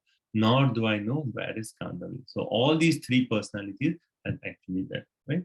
And particularly the word for Gandhari that's used is Tapasvini. Right? Tapasvini, referring to an ascetic. And Prabhupada says an ascetic is a person who is not disturbed by never disturbed by all kinds of suffering. A person who's not disturbed by any kind of suffering is an ascetic. Now, Yudhishthira Maharaj was actually thinking that Gandhari is grief-stricken because of loss of all her sons, and I do not know where they have gone. Okay, text 40.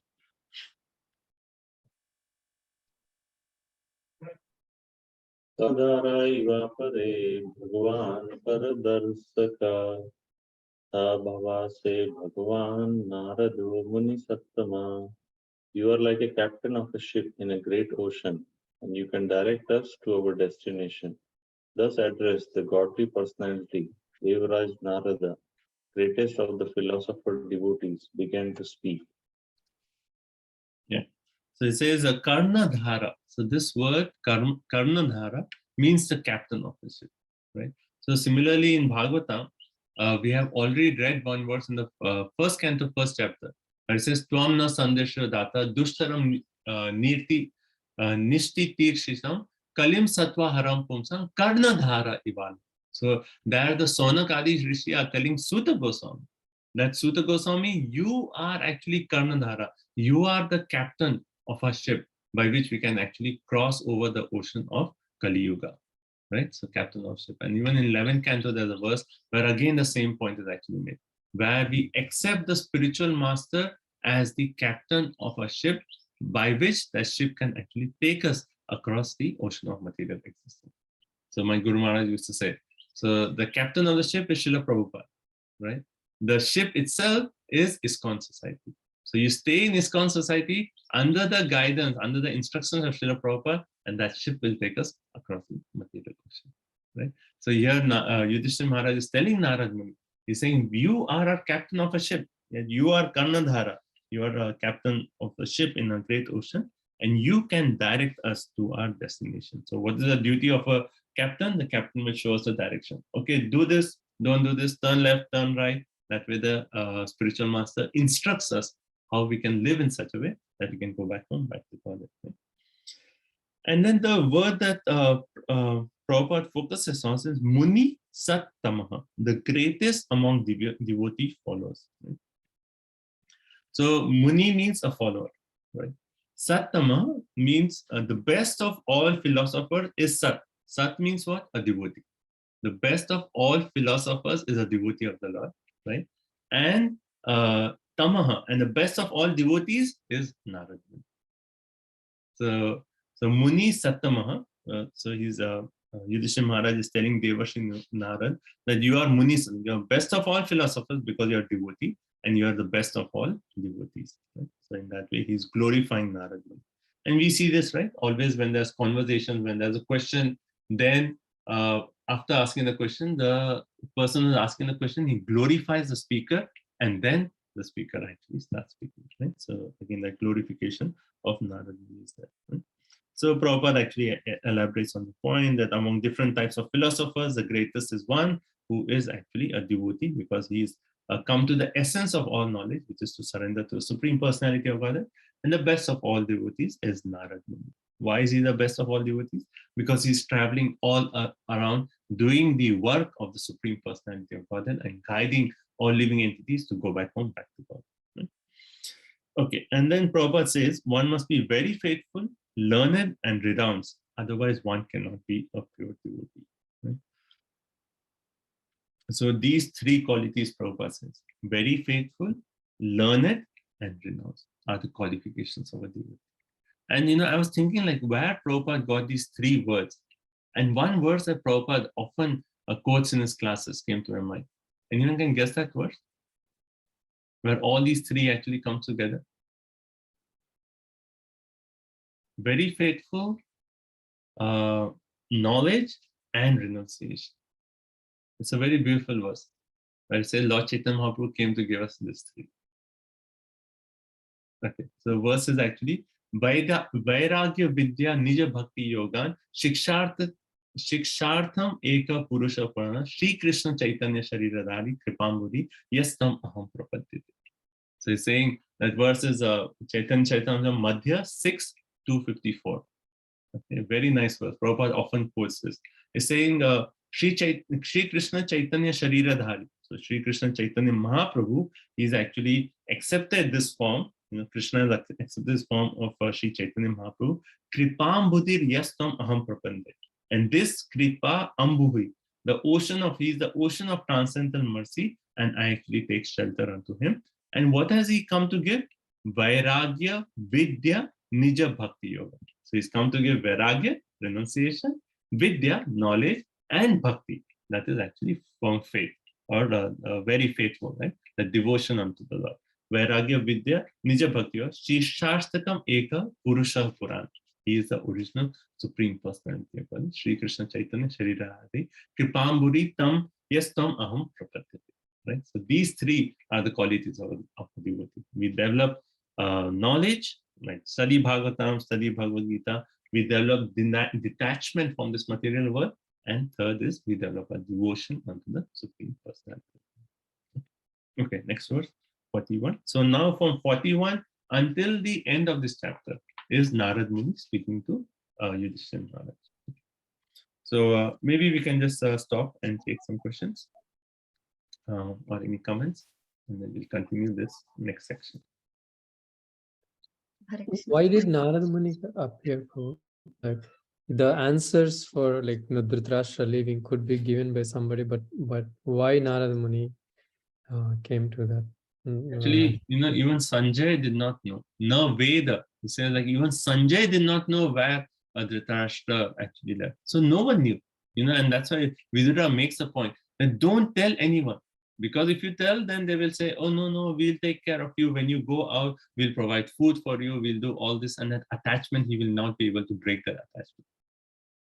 So, and Narad Muni, Yudhishthira is such an elevated devotee. Narad Muni is an elevated. So, Narad Muni used to come often to the palace of Yudhishthira. Whenever Yudhishthira was in anxiety or whenever there was a need for giving guidance to Yudhishthira, Narad Muni used to personally appear.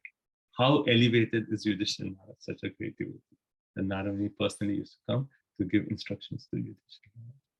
So no one else actually knew, because Vidura is the only person who gave this instruction, and then he left with Dhritarashtra. So no one knew. So Narad Muni personally came, and he's going to give those instructions. And these instructions are very nice, and also in those instructions, Narad Muni is going to reveal, because it is important, and we'll come to that section, the last section of this chapter, where Narad Muni is clearly telling Yudhishthira Maharaj that yes, you have that, you are concerned for Dhritarashtra, but don't leave the palace and go. Don't go behind him to take care of him. Again and again, he actually stresses on the point. You continue your ruling of the kingdom. So, thank you, bro. Yeah. Yes. Next, Vijay Radhika. Hare Krishna Prabhuji. I was wondering, you mentioned that cheating is allowed only if it is sanctioned by Guru and the Vaishnavas, and it is for a higher cause. But how would we know that we have the sanction of Guru or Vaishnavas? Are we supposed to contact somebody, or maybe at the moment of at the right moment we have to make a decision? How do we convince ourselves it has got the sanction of Guru and Vaishnava? See, if there's some aspect of cheating which is something that is actually very big, a major step in our life, then that should always be done in consultation with Guru and Vaishnava.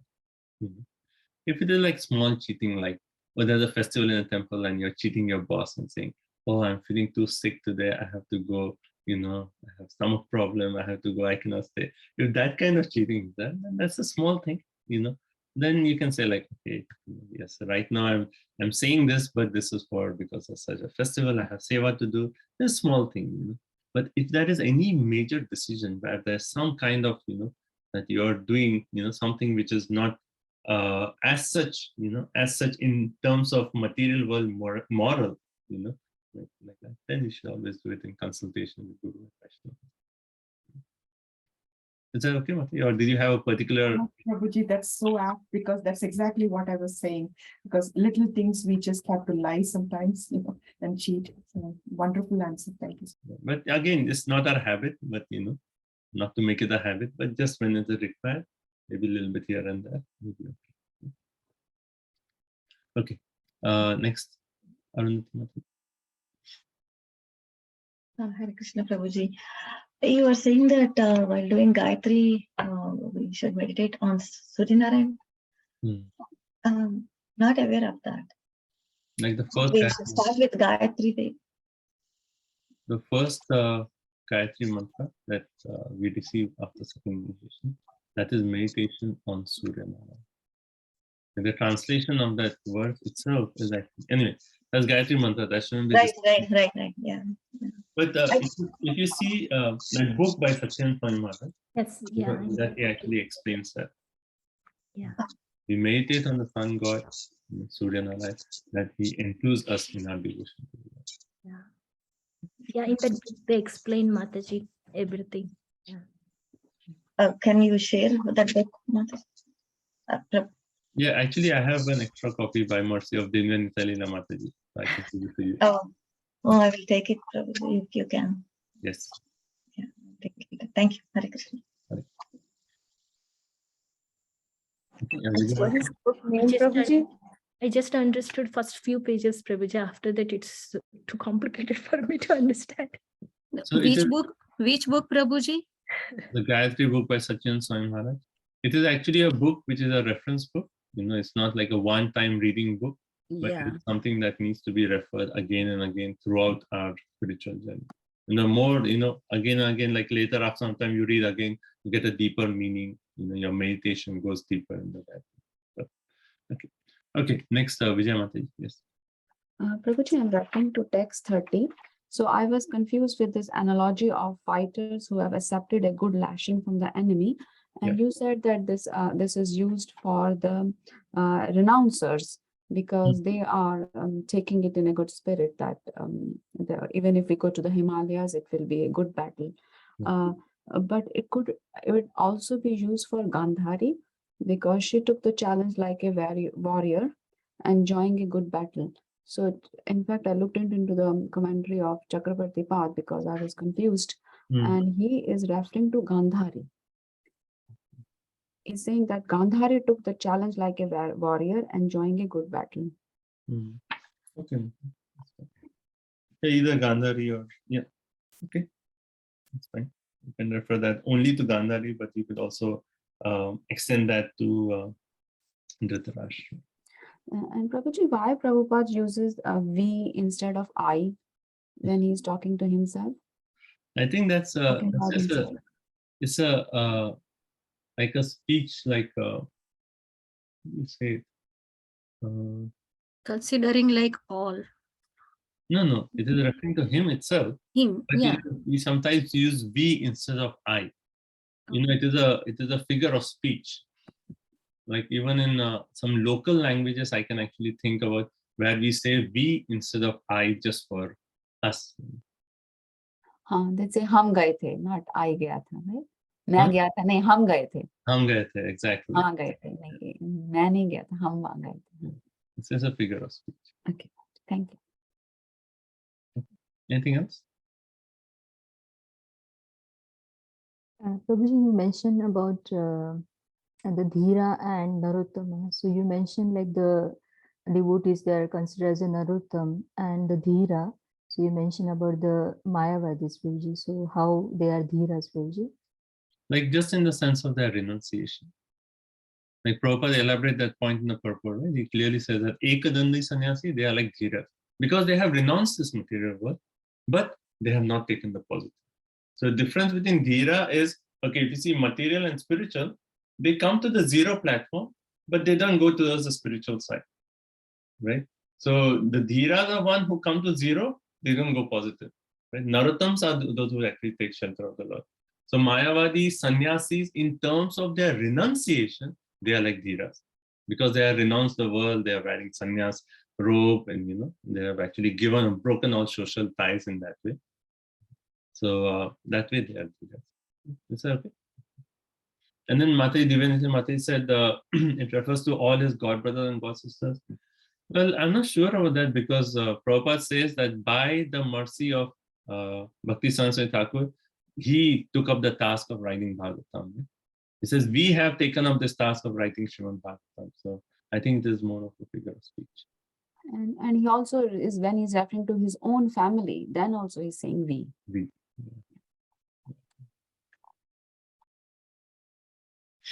Okay. Anything else? Hare Krishna Prabhu, I have one more question about Dhira. Like sometimes Prabhupada also refers in a different context to Dhira, like to Mahashiva. An example of Dhira is Mahashiva, right? Like, how we know the verse,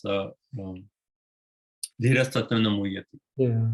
right? So there, the point of Dhira is actually the one who is not bewildered by the change of body and change of death and that transformation. One is not bewildered, is a Dhira. So Dhira actually means a sober person. Okay.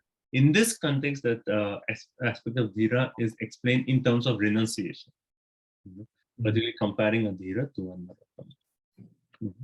So Dhira can be used in different ways, like how I said, one is not bewildered by the change of birth and death. That person is also a Dhira. So it depends on the context in which you are using the word Dhira. Okay. Thank you, Prabhuji. Prabhuji, I do have one question. In text 29, it says that the sign of the family of Ajamidha. Oh yeah, the scion of the family of Ajamidha, yes.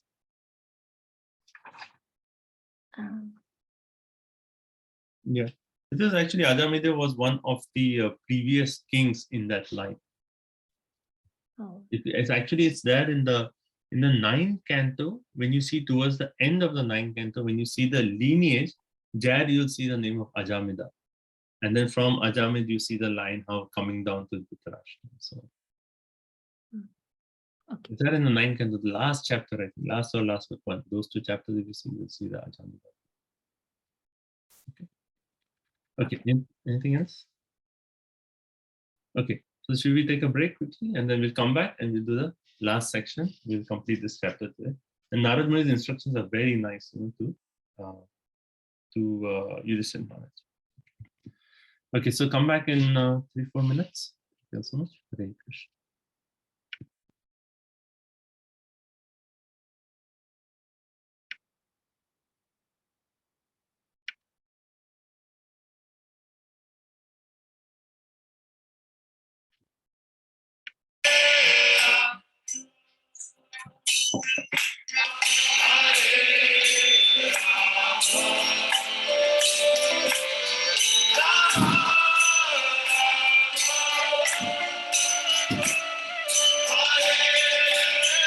One more time, very loudly.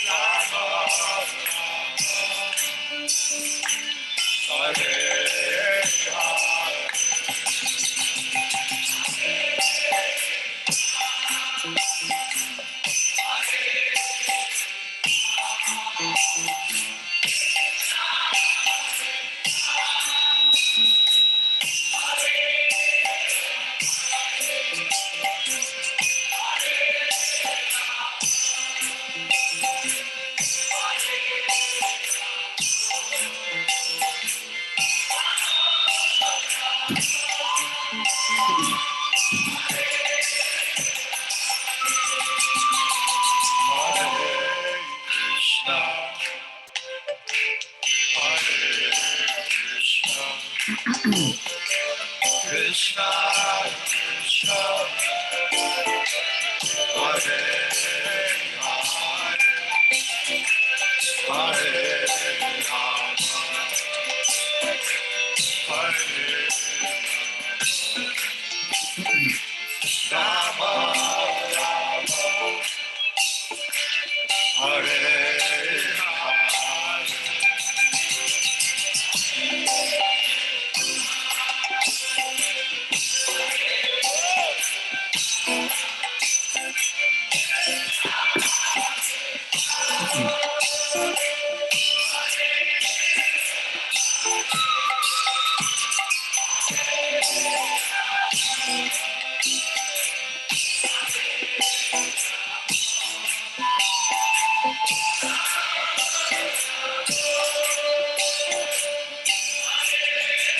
Everyone together, Lou.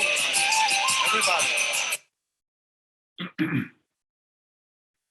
Hare Krishna, Krishna Krishna, Hare Hare. Hare Rama, Rama Rama, Hare Hare.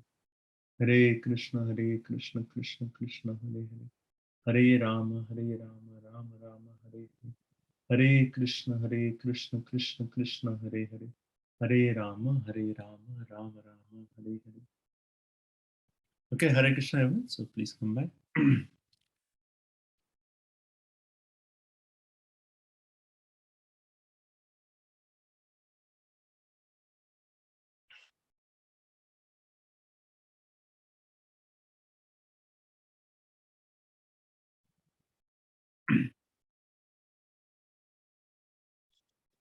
So Arundhati Mati, I will keep a book for you. I have one extra copy now, and then I think even Vijay Radhika Mati has requested. So I'll order a few more copies. We don't have extra, but I'll order a few more. Anyone else? And I'll get some extra copies. Okay, anyone? Okay, so are we ready to continue? Yeah. Okay. Text number 41. Okay, so Mohan Prabhu, so your question that you asked, Prabhupada answers in the last sentence of text 40. Prabhupada says, Devarshi Narad used to visit the palace of Maharaj Yudhishthira because the Pandavas were all pure devotees of the Lord, and Devarshi was always ready to give them good counsel whenever needed. Right? So that's one sentence which answers your question. The point of Dhira also, I was thinking that, in general, you can say a Dhira is one who is not disturbed by the dualities of this material world. That is a Dhira, general definition. And then you can see different levels of Dhira. One who actually takes that determination of not being disturbed by the duality to the level of renunciation, that's the Dhira we are talking about right now. But anyone who is not disturbed by by the duality of this material existence can be called a Dhira. That's why that 2.39, Dhiras Tatra no Mudyati. One who is not disturbed by that is a Dhira. Okay, so text 41. Hare Krishna. Narada Uvacha Ma Kanchana Saturaja Yadishvara Vasam Jagat Lokaha Sapala Yasyeme Vahanti Balim Ishita Sa Samyu. Sorry, I'm so sorry. Sa Samyukti Bhutani Saeva Viyunakti Cha Saeva Viyunakti Cha. Translation, Sri Narada said, O pious king, do not lament for anyone, for everyone is under the control of the Supreme Lord. Therefore, all living beings and their leaders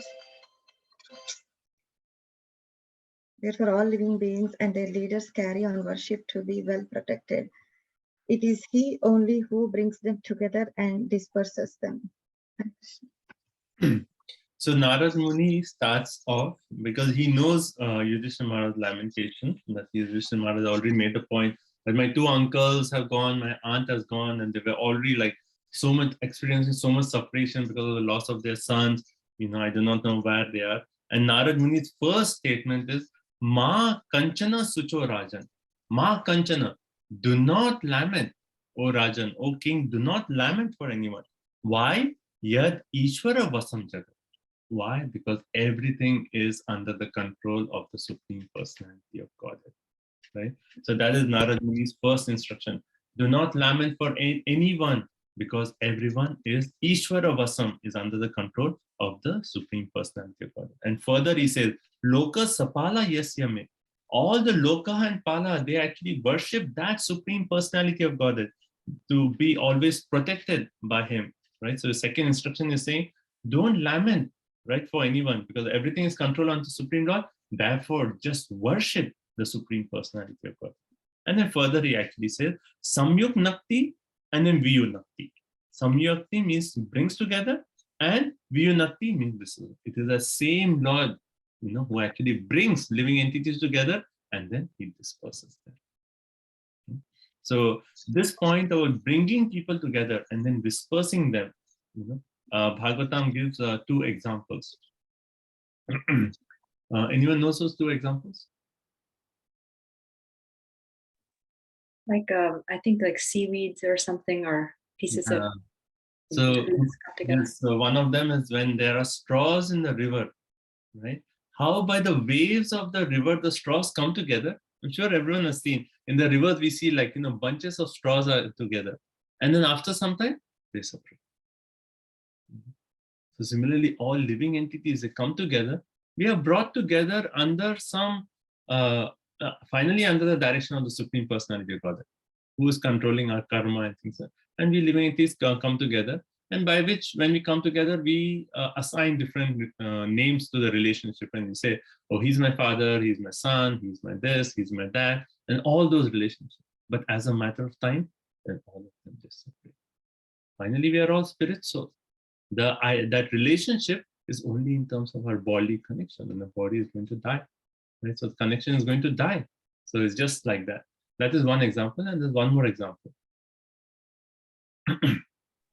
Prabhuji, Hiranyakashipu telling the story to his Yes. Hiranyak's family. Yes. Hiranyak's family, that he gave the example like everybody come and eat in the restaurant, and after eating they leave. They leave, yeah. And Just he like gave people, exactly. Thank you, Martin. So the other example is when travelers come together at a common point, like maybe they're staying at a hotel together, and then they leave. Right? So there's 7th canto, 2nd chapter, that example is there. And I like to explain that in terms of rest area. When you're traveling down the road, we'll take a rest stop, right? We take a rest area. And when you come to a rest area, there's so many people at the rest area, right? But everyone is just there for some time, and then after that, everyone is away. And we don't even know where that other car is or the other people are. So similarly, there's 2 examples given by Bhagavatam. And here, Narad Muni is actually saying that it is only Krishna who brings Samyuk Nakti and Viyuk Nakti, and then he disperses them. Right? So it's all under the control of the Supreme Personality of Godhead. Hence, you should not lament. Hence, do not lament. Ma, right? Ma means do not. Ma Kanchana, do not lament. Okay. And Prabhupada in the purport, he actually makes a point. He says,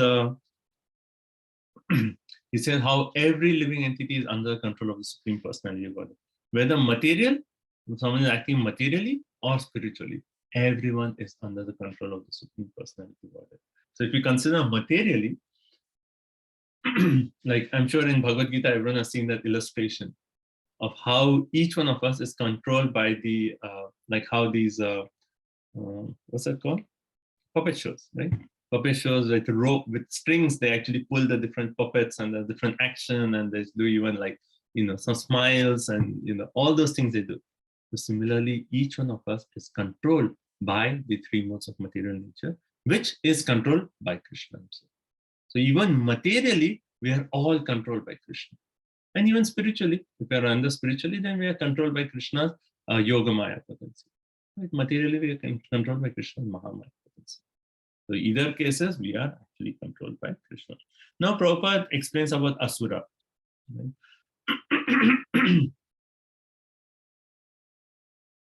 Okay, that's actually a different purpose. We'll come to that purpose about Asura, but right now we'll wait on that one. Oh yeah, and then Prabhupada makes a point. He says, either way, we are always under control of Supreme Personality of God, right? The more we actually resist that control of the Lord, the more we are going to suffer. More we, so, okay, materially we are under 3 modes of material nature. More we try to resist that control, that subordination to the Lord, the more we are going to suffer. Okay, so Prabhupada says those who do not recognize the supremacy of the Lord, they are put under still more rigorous laws of material nature. Just like, here Prabhupada gives the example of like citizens. You break the law, you'll be punished. You'll be punished. Either way, even if you don't break the law, there is some kind of, you have to pay the taxes and all those things. But if you break the law, further punishment. Similarly, if we try to, the more we try to go away from the control of the Lord, the more we are going to be subject to suffering. Okay?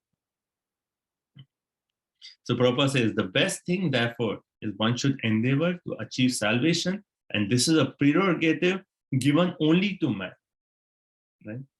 So, which is a verse that you can think of that we have discussed in our Bhagavatam based on this?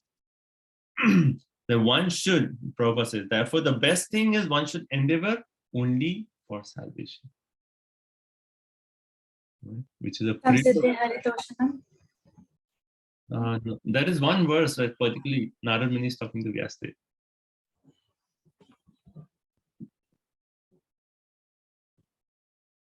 It is one of the verses in Bhagavad Ratnamala also. You should be knowing this.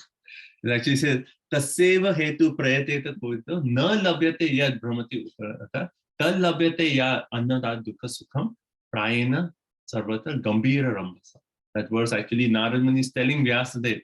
He's saying, therefore, those who are intelligent should not endeavor for anything that can be achieved by traveling from Brahmaloka down to the lowest planet. Why? Because happiness and distress, they come of their own accord.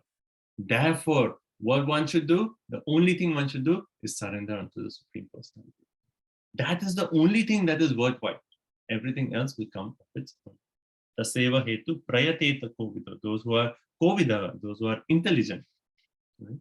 Or those are philosophically inclined, right? They should endeavor for only that purpose which is not obtainable by traveling from Brahmaloka down to Patala Loka. Right? And that is basically devotion unto the Supreme Personality. Okay, so this point about so what is Narad Muni's instruction to Yudhishthira Maharaj? That do not lament, right? Do not lament. Why? Because everything is under control of Supreme. Now in Bhagavad Gita, if you see what is Krishna's instruction to Arjuna, that also he says do not lament. But what is his basis of not lamenting? In the second chapter, what does he say? The basis of Krishna telling, he says, Avyaktani bhutani vyakta madhyani bharata avyakta nidana eva tatra ka paridevana. Right? He actually says that how all living entities, they come into existence, they stay for some time, and then they die. Hence, what is the need for lamentation? Right? So the first level is just to understand our real identity. And based on that, we say like, what need is there for lamentation? If you consider ourselves a body, then body anyway is going to die. No need of lamentation. If you consider ourselves a spirit soul is always eternal, full of Satchidananda. So what is the need for lamentation? So Krishna's instruction to Arjuna is just based on the difference between body and spirit. Now Narad Muni, because they're going to Yudhishthira, taking one level higher. And he's saying that all that is happening under the control of the Lord, hence you do not lament. Okay, so text 42. 42 and 43, now Narad Muni is going to give examples of how everything is under the control of the Lord. Okay, so let's see. 42. Hare Krishna.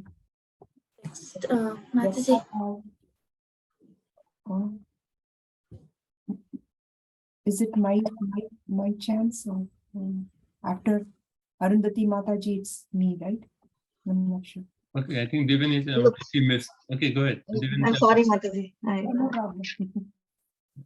You go ahead. 42. Yatha gavunasi prota santyam vadascha damabhi bhaktantriam namabhi padha vahanti balim ishituha. Translation. As a cow bound through the nose by a long rope is conditioned, so also human beings are bound to different Vedic injunctions and are conditioned to obey the orders of the Supreme. Hare Krishna. So what is the first example that Narada Muni is giving to Yudhishthira? Cows. We have experience in India. Cows, they are tied by the neck and they are tied to the trees, right? So that the cow cannot go beyond that length of the rope. That's why the cow has. So similarly, all living entities are controlled. So the example is cow. They are badaha by Damabihi. Damabihi. We know Dama, month of Damodar, right? Rope. So how cows are badaha by Damabihi, all human beings are badaha by what? Vaka Tantram. Vaka Tantram, Tantyam, Vaka Tantyam means we are all bound by the instructions of the Vedic mantras, or we are bound by the Vedic rules and regulations. Right? So just like cows are bound by ropes, all human beings are bound by the Vedic hymns, in the sense that all the laws that are actually created by the Lord himself. We cannot break these laws. We are all bound by the laws. Someone cannot say, okay, time is passing, I will grow young. You can never grow young. All going to grow old. We are all bound by those laws. So we cannot break those laws, right? So similarly, the cow is bound, so even we are bound. So that is the first example. So Prabhupada in the purport, he actually compares the law of the state versus the law of the God. Right? So in the law of the state, he actually says, is the imperfect imitation of the law of the God. So even here, whichever country we are bound by laws. You have to drive on the right side of the road, you have to follow this rule, you have to pay the taxes, all those laws are there. Right? The Prabhupada says that is the imitation laws of the law of the God. And the law of the state may allow the citizen to break the law of God and still not be, punished in terms of, law of the state doesn't say that, okay, you have to worship, you have to offer your food to Krishna. It doesn't do that. Right? But no one can escape the law of God. So the law of the state is imperfect, whereas the law of God is perfect. So if we follow the law of God perfectly, then the law of state is automatically followed. Right? How Prabhupada says, if you're a devotee of Krishna, then naturally you're a good person. You're a perfect gentleman. You will naturally follow. So if you follow the law of state, then everyone will stay in harmony. Right? Then the law of state is, actually, if you follow the law of God, then law of state, actually, the importance of the law is very minimized, because then there is no envy, there is no, there's harmony between everyone, there is no fighting. So if you follow the law of state, you get free from the clutches of material nature. If you follow the law of the state, if you follow the law of God, you'll get free from clutches of material nature. But if you follow the law of the state, then you can escape prison, but still you'll still remain in the prison house of this material world. So Prabhupada compares this law of state and law of God. And then he actually makes a point that the law of the God, there is not the slightest possibility of neglecting them. Like someone can break the law. Maybe on the highway, we all may be breaking the laws. The speed limit is 65. We are going 70, 75. We are all breaking the laws, right? But still, maybe we are not caught. Maybe we are not caught. We overspeed and we are not caught. But there is no possibility of breaking the law of God and not being caught. Actually, in the conversation between, in the 6th canto, when there's a conversation between Vishnu Dutas and Yamadutas, right? The Yamadutas actually tell Vishnu Dutas that no one can escape the law of dharma. And they actually make the point. They say, they actually say, Suryo Agni Kham Maru Deva. He says that everyone, at any time we are under the, we are always seen by the sun, the fire, the sky, the air, the devatas, the moon, the evening, the day, the night, the direction, the water, the land, and the super soul. No one can escape being seen by these personalities. So we cannot say, okay, in a private place, I will do some nonsense and not be seen. No, anything we do, we cannot escape the law of God. How can you escape the sun, the fire, the sky, the air, the demigods, the moon, evening, day, night, directions, water, land? We cannot escape. Right? So there is no chance of the slightest possibility of neglecting the laws of God. Okay. Let's go further. Right. So Prabhupada is spending time, he's comparing the laws of state versus the law of God. Yeah. Okay. So text number 43. Hare Krishna. Yata krido upaskaranam samyoga vigamau iha ichaya kriditus kyatam Tataiveshe ichaya nrunam. As a player, translation, as a player sets up and disperses his playthings according to his own sweet will, so the supreme will of the Lord brings men together and separate them. So just like a child, maybe he's playing chess. So he may bring the different pieces together and then he may take them apart on his own. So similarly, the Lord brings all living entities together and then he separates it. And that's all done by the will of the Lord. A child may bring like different, white chess, maybe just Lego pieces he may bring together. The Lego game, they join the different pieces together and we use this, bring them together, they are one unit, and then he breaks it and throws them all. So similarly, the Lord brings living entities together and then he separates them. So that is, so two examples are given. One is that of a cow tied with ropes and how we are controlled by the master, right? Similarly, each one of us, we are controlled by the laws of the material nature.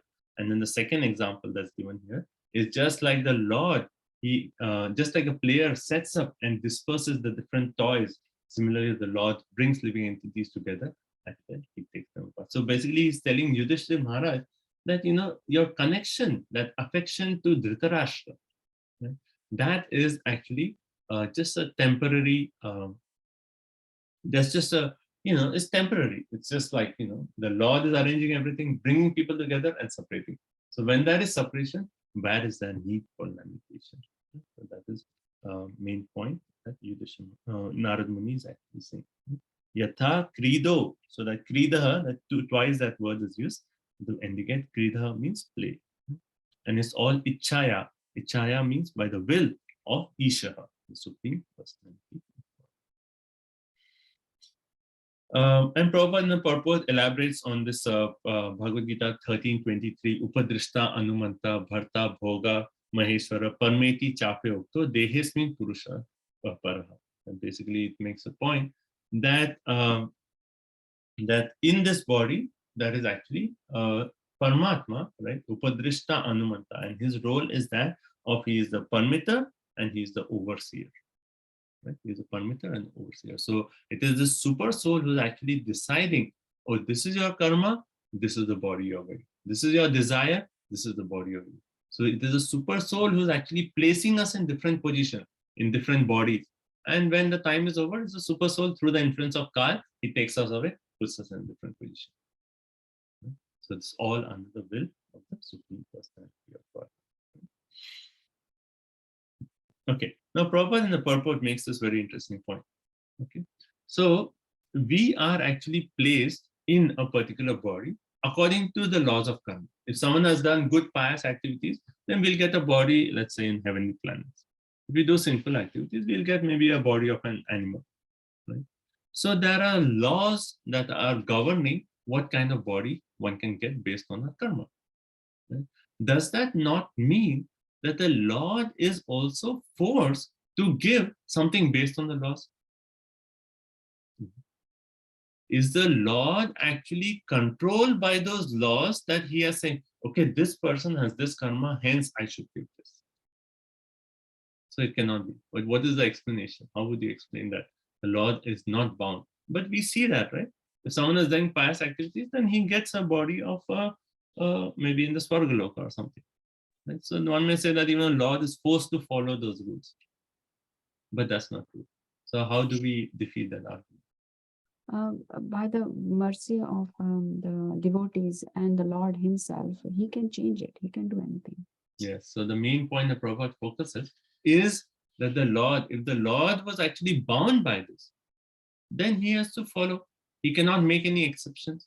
But the Lord, he himself makes exceptions. Right? He says, Sarva dharma paityaja mam ekam sharanam vaja aham tam sarva papebhyo.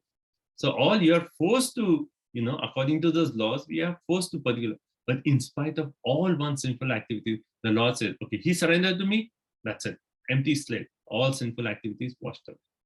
Right? And then the other example that Prabhupada gives in the purport is from Bhagavad Gita, 9 chapter text 30. Apiche sudarcharo bhajate ma ananiva sadhur eva samantavya samyak vyavastito hi saha. That even if one commits the most abominable activity, if he is engaged in devotional service, he has to be considered saintly. If you go according to the laws of karma, if someone does abominable activity, he has to be punished for that. But the Lord is saying, no. If he's rightly situated in devotion, then for that person, he still has to be considered saintly. So that is an example of how the Lord can change those laws, and hence the Lord is not bound by the laws, and how the king is not bound by the laws of the prison. Text 44. And then, perfect example of this is Ajamil. Ajamil did sinful activity all through his life. Once he chanted, and that's it, right? And then, Vishnu said, just by once chanting, he's actually washed away the sinful reactions of millions of lifetimes. That is the power of chanting. Text 44.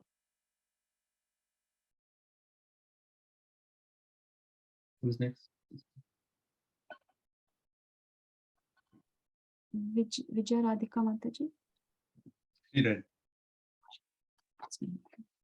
Text 44. Yan manase dhruvam lokam adhuru vayam vana tovayam sarvathana hi shochayaste snehad antara mohjata. O king, in all circumstances, whether you consider the soul to be an eternal principle, or the material body to be perishable, or everything to exist in the impersonal absolute truth, or everything to be an inexplicable combination of matter and spirit, feelings of separations are due only to illusory affection and nothing more. So, this is another way of making a point. Even in Bhagavad Gita, Krishna actually uses the same. In the second chapter, after explaining the difference in the body and the soul, he actually says, if, however, you think that the soul will always be born and die forever, still you have no reason to lament.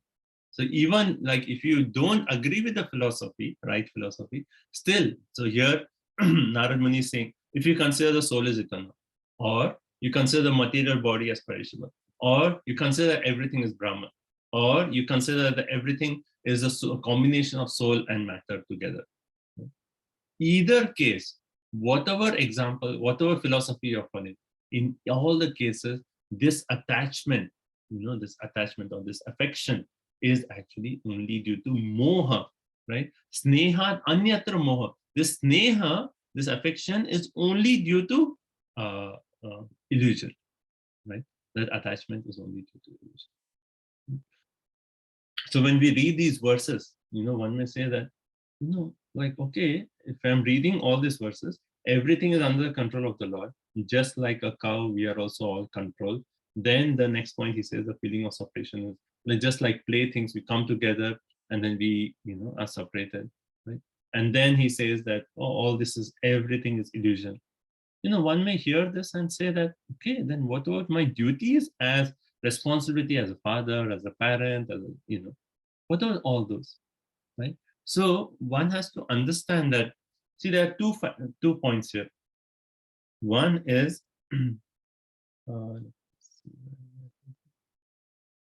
okay, but one point is our, okay, our detachment does not mean turning away from our responsibility. Our detachment does not mean turning away from our responsibility, and our attachment. The other point is our responsibility does not mean undue attachment. Okay, you understand? So our detachment, right, does not mean giving up our responsibility, and our responsibility does not mean undue attachment. Right? So there has to be a balance in our relationship in this material world. That has to be, that not we are overly attached, that okay, if our relatives say, okay, give up Krishna consciousness. Oh yeah, I love my relatives so much, I'll give up Krishna consciousness. So our attachment should not be to that extent that we forget what is the real purpose of life. And similarly, our detachment should not be so much that we are not even taking care of our children, or we are not even doing our responsibilities of a husband, wife, and so on. So there has to be a balance of attachment. And that balance of attachment can come only when we keep Krishna in the center. Right? So I had asked this question on the group. What is the difference between the affection that Dhritarashtra had for Duryodhana versus that Vidura had for Dhritarashtra? So Duryodhana's attachment for Dhritarashtra was out of just a selfish tendency. Sorry. So Dhritarashtra's attachment for Duryodhana, okay, that's Duryodhana's attachment. But Dhritarashtra's attachment was Duryodhana just as out of weak-heartedness. Oh, he is my son. So even though he does wrong, it is okay. How can I say no to him? He'll feel bad. His affection was just in that. But if you see Vidura's affection to Dhritarashtra, even though when Dhritarashtra had nothing left, still Vidura came back to him. Because his attachment was not just only on the bodily level, but he was seeing what is really good for that person. Going beyond the body or at the spiritual level. So even in our relationship, we are seeing beyond the body, we are seeing finally what is really beneficial for the spirit soul. Then our affection is actually a true affection. Otherwise, it is superficial. Okay? Okay, next verse. Oh yeah, okay, so Prabhupada also makes this point. He actually uses a very nice phrase in this purport. He says, our position is that of subordinative, cooperative service. Subordinative, because our tendency is to become the lord of everything, but actually we understand, no, I am not the lord, I am just a servant. And what is the role of a servant? To cooperate with the instructions of the Lord. So subordinative, cooperative service. That's very nice. So we can make a banner. Our position is subordinative, cooperative service to the Lord. Right? Okay. And Prabhupada says that whatever philosophy you consider, right, all those four options, no one can deny the force of the divine energy. Even if someone considers, oh, I am just a body, still he has to die. If someone considers, okay, soul lives forever, right? And then still there is this transformation of the body, right? That is source of the force of the divine energy is uncheckable in any of the philosophy. Okay, text 45.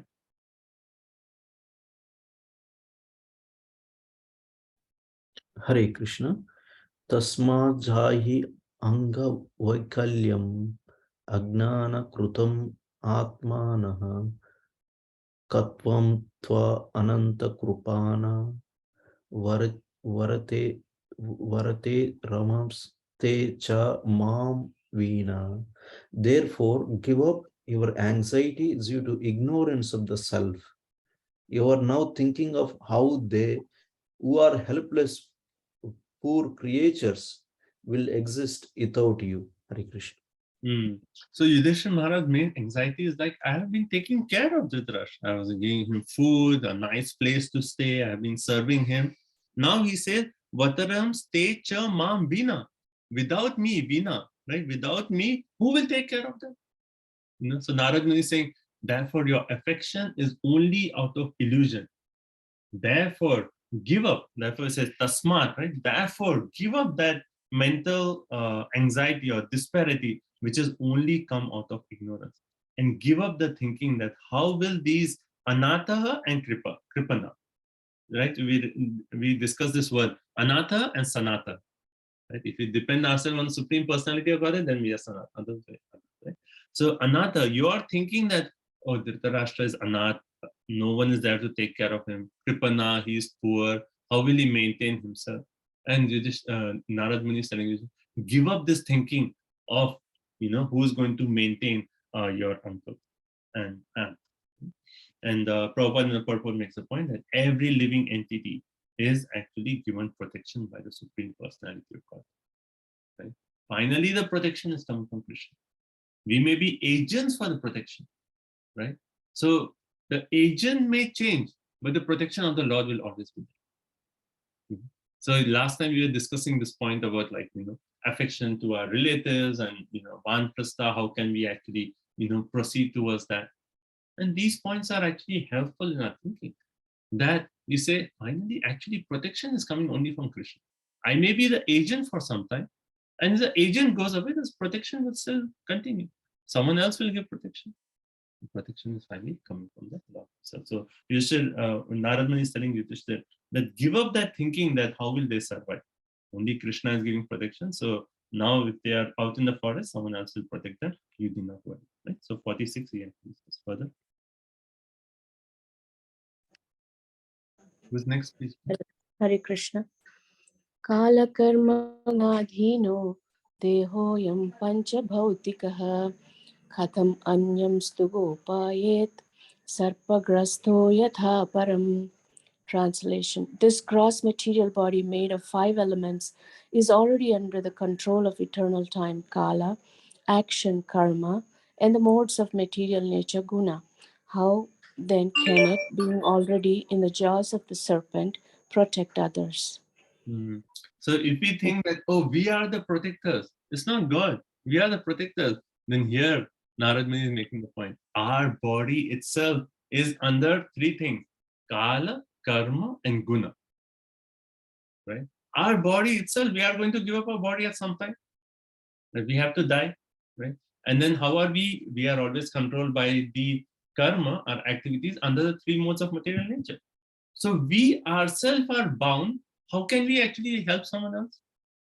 How can we actually protect someone when we ourselves are in the jaw of the serpent of Kalaha? So all these verses telling us, finally, protection is Krishna. When we are actually doing something, we are just acting as instruments of Krishna's protection. And if the instrument changes, the protection will still continue. So Prabhupada talks about the gunas, right?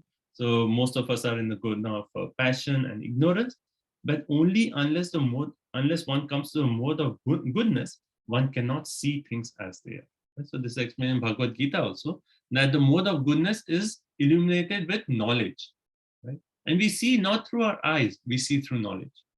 Right? Everyone understands this point, right?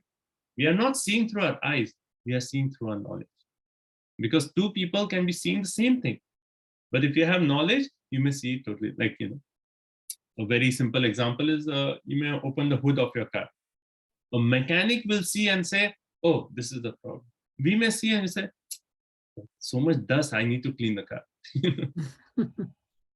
So, it is based, we see with our knowledge, right? So here Prabhupada is making a point that those in the mode of goodness, only they can actually see things as they are. They have the power to discriminate. And then because most of us are in the mode of passion and ignorance, we do not even know what is good for other living entities. So what can we give protection? That's the point. And then Kala, he says that everyone is under the influence of Kala. Right? We ourselves we don't know when death is going to come to us. How can we give protections to others? One person bitten by a snake cannot protect others. When you actually take off on a flight, what is the instruction they say? So if the oxygen mask falls down, first you put it on yourself, then you put it on your child. Why? Because if you don't have oxygen, how will you help others? Now our situation is we ourselves are under the influence of guna, karma, and kala. How can we give protection to others? So Yudhishthira Maharaj, you are thinking you are protecting? No. You yourself are under the influence of this. So what kind of protection can we give? Okay. 47. Hastani sahastanam apadani chatuspadam falguni tatra mahatam jivo jivasya jivanam. Those who are devoid of hands are prey for those who have hands. Those devoid of legs are prey for the 4-legged. The weak are the sustenance of the strong, and the general rule holds that one living being is food for another. Right? So you're thinking, what will Dhritarashtra eat there? I have been providing him this royal food every day. Now he has gone to the forest. Who will provide him food? Narad Muni is saying, no, that is a law of system, and everything works according to the law. What is that? Ahastani sahastana. Those who are devoid of hands, right, are prey for those with hands. That basically means that for men, they can survive on animals. Right? And then further he says, apadani chatuspada. Right? The animals can survive on plants. Right? And then Falguni Tatra Mahatam. The stronger will survive on the weaker. And Jivo Jivas Jivana. Everyone survives on other living entities. So this is the law of nature. So even they go to the forest, they can eat some fruits. They'll eat some roots. They'll be happy. Why are you so much worried about what food they will eat? Right? So Prabhupada makes this is a systematic law of subsistence, that every living entity is dependent on other living entities. Now one may say that, why does it say that human beings can survive on animals, right? But isn't it that we shouldn't eat non-vegetarian food and so on? So Prabhupada says, yes, one can survive, but the main thing for human beings is there is a law of good sense. The purpose of human form of life is not to just survive. The purpose of human form of life is to make discrimination and see what is good for our spiritual life. That is the law of good sense, and we should obey the law of the scriptures. For human beings, that is the rule. You follow the law, and then what is the law? The law is that you eat only that can be offered to Krishna. And what can be offered to Krishna? Patram, pushpam, phalam, toyam, yome, bhakta, prayajati. So offer that to Krishna and then eat that. So that is our food. So Yudhishthira, Narad Muni's point is very clear. Why are you worried so much about the food? Everyone survives on other living entities. They'll find something to eat there. Don't worry. Don't worry. Okay. Text 48. Oh yeah, I found that point in my notes now. So in the name of responsibility, do not become too attached. And in the name of detachment, do not become irresponsible. Right? Everyone got that point? 48. Tad idam bhagavan rajan eka atmatmanam swadrik antaro nantaro bhati pashyatam mayayo rudha. Therefore, O king, you should look to the Supreme Lord only, who is one without a second, and who manifests himself by different energies and is both within and without. So now, initially he said everything is under control of the Lord. Then later on he said, well, everyone is under the control of three things: Kala, Karma, and Guna. Right? So now he's saying, well, even this Kala, Karma, and Guna is actually the energy of the Lord. Hence, what should you do? Just focus on the Lord, right? That idam Bhagavan Rajam. Therefore, just focus on Bhagavan, the Supreme Personality of Godhead. Ekaha, who is one without a second, right? There is only one Supreme Personality of Godhead, and it is through his energies that everyone is being controlled. Therefore, just focus on the one Supreme Personality of Godhead, who is both within and without. So Prabhupada in the purport focuses on this, how the Lord has different energies. Parasya Shaktir Vividaya Shurate. Swabhaviki Jnana Bala Kriyacha. So Prabhupada often quotes that. Parasya Shaktir. The Lord has different Shaktis, right? Different energies. And through that energies, everything is happening. Therefore, just connect to the source of all the energies. That is Krishna himself. Okay, and Prabhupada says, one should look onto the Lord. One should not be disturbed by so-called manifestations of happiness or distress, but one should try to cooperate with the Lord in his outward activities for correcting the fallen souls. Such a beautiful sentence. So Prabhupada says, just look at the Lord. There will be happiness and distress in this material world, right? Tasev hetu prayate kovido, right? That verse is basically saying, right? Yad brahmate upare ada tal labhyate anna dukhayat ya sukham. So dukh and sukh will come on its own account. So don't be disturbed by that. Just focus on the Supreme Personality of God. And you cooperate with the Lord's desire. What is that desire? To correct all the fallen souls and bring them home back to God. Right? That is the Lord's desire in this material. Why is he coming again and again? To deliver living entities. So if you can cooperate and help other living entities to connect to Krishna, then that is the highest perfection. That is a bona fide spiritual master. Okay. Now, yeah. Okay, let's continue. Text 49.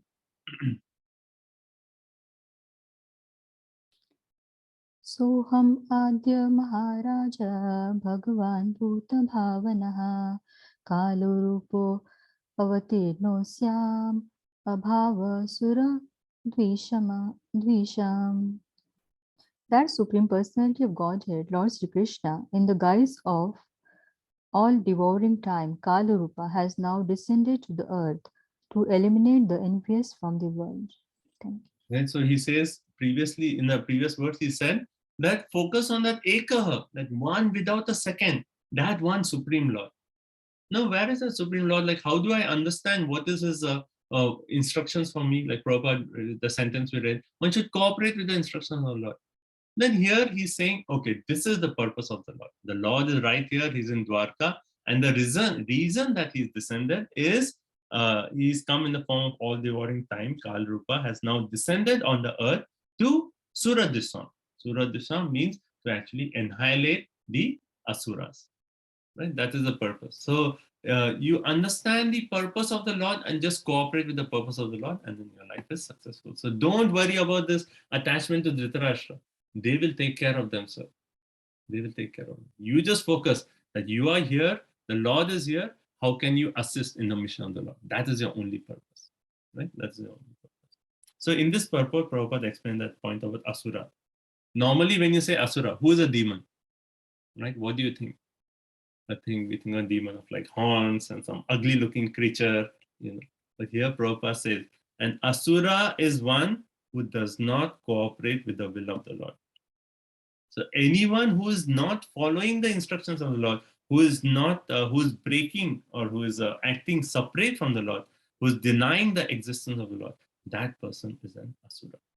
And because this world is full of Asuras who deny the supremacy of the Lord comes again and again to destroy all these Asuras and give them Krishna consciousness. Okay. Text 50. Hare Krishna.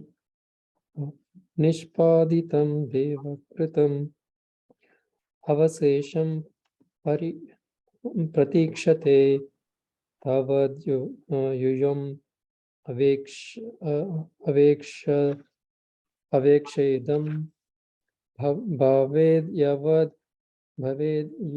yavad ishvaraha. The Lord has already performed his duties to help the demigods, and he is awaiting the rest. You Pandavas may wait as long as the Lord is here on the earth. So having described the mission of the Lord, now he's saying actually the Lord came to kill the demons, and almost all the demons have actually been killed. So Yudhishthira Maharaj will say like, well, his purpose is fulfilled, right? So Narad Muni is telling him, there is one more task that is left. And what is that task? That Krishna needs to annihilate his own Yadu dynasty. And then after that, when he departs, you also depart. So Narad Muni also did not, so we before we read how Vidura, he did not talk of the annihilation of the Yadavas. So here also Narad Muni is just giving a hint and saying that when they leave, when Krishna leaves, when you retire. You know? So until that time, you just, like the word he uses, avekshadam. Avekshadam means you just wait, patiently wait. You continue what you're doing, patiently wait. When Krishna leaves, right? So patiently follow the Lord's plan without any distractions, right? And then when he leaves, okay.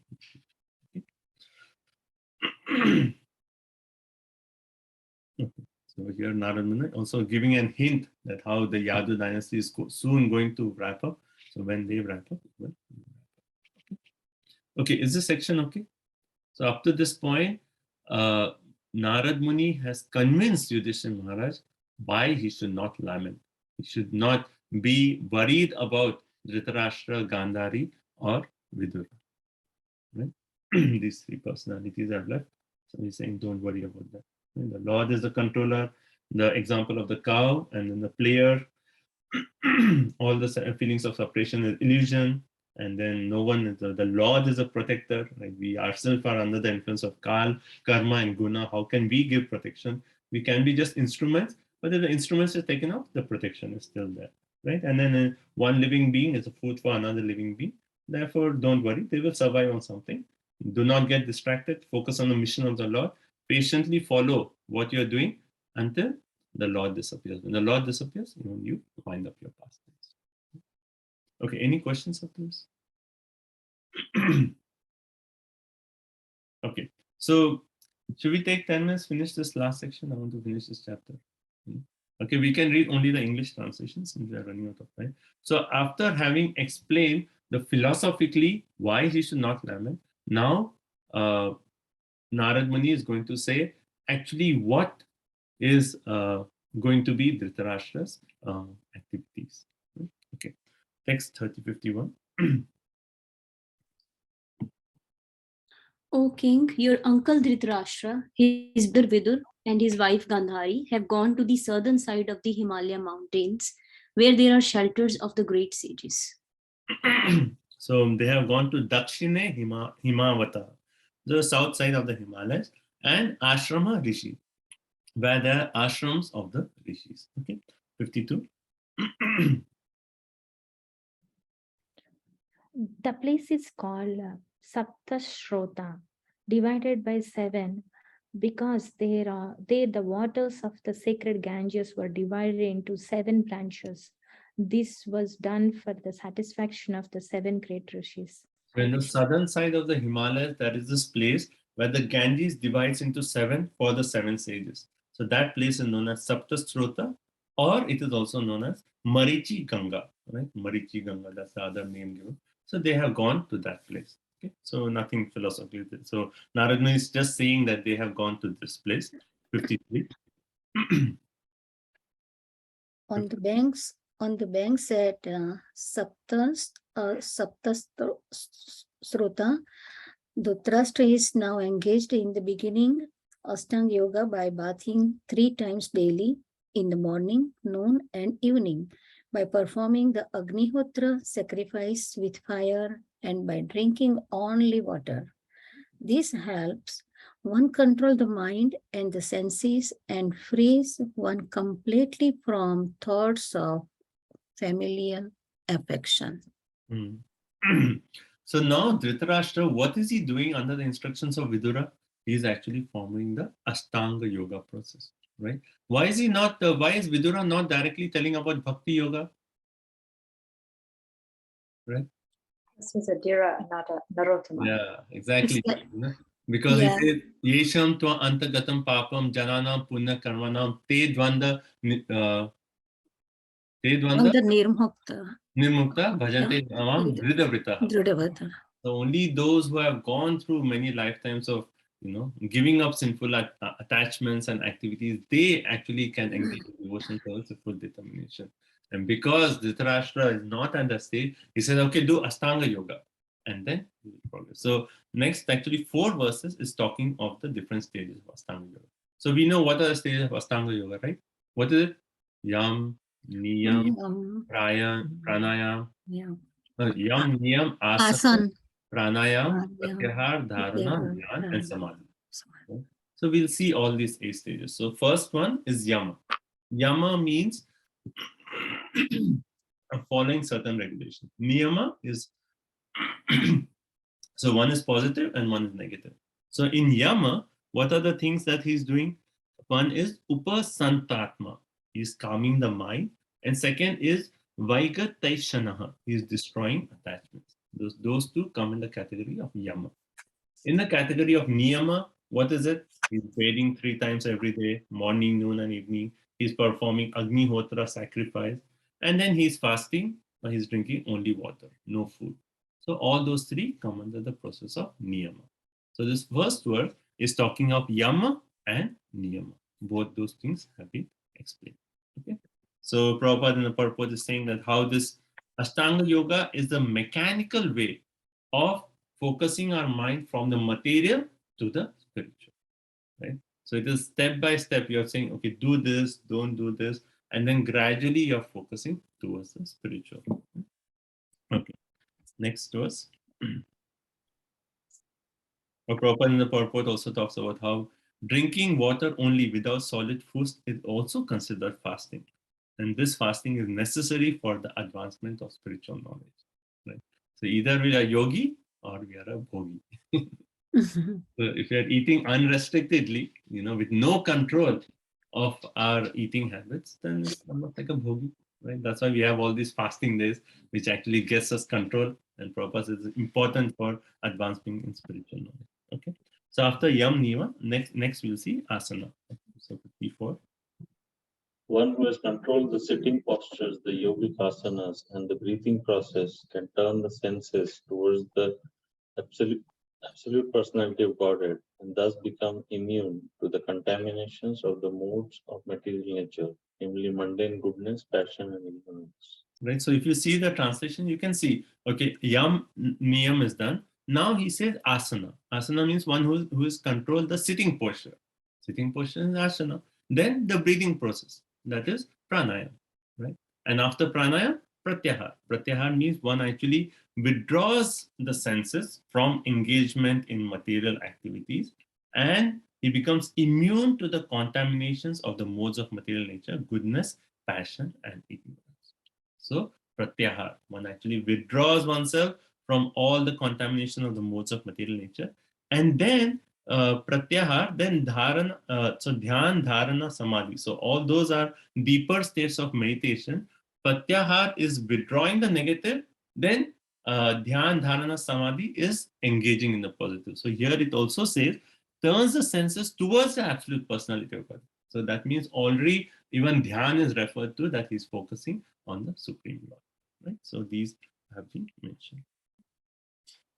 Okay, so let's continue next. Translation: Dhritarashtra will have to amalgamate his pure identity with the intelligence and then merge into the Supreme Being with knowledge of his qualitative oneness as a living entity with the Supreme Brahman. Being freed from the blocked sky, he will have to rise to the spiritual sky.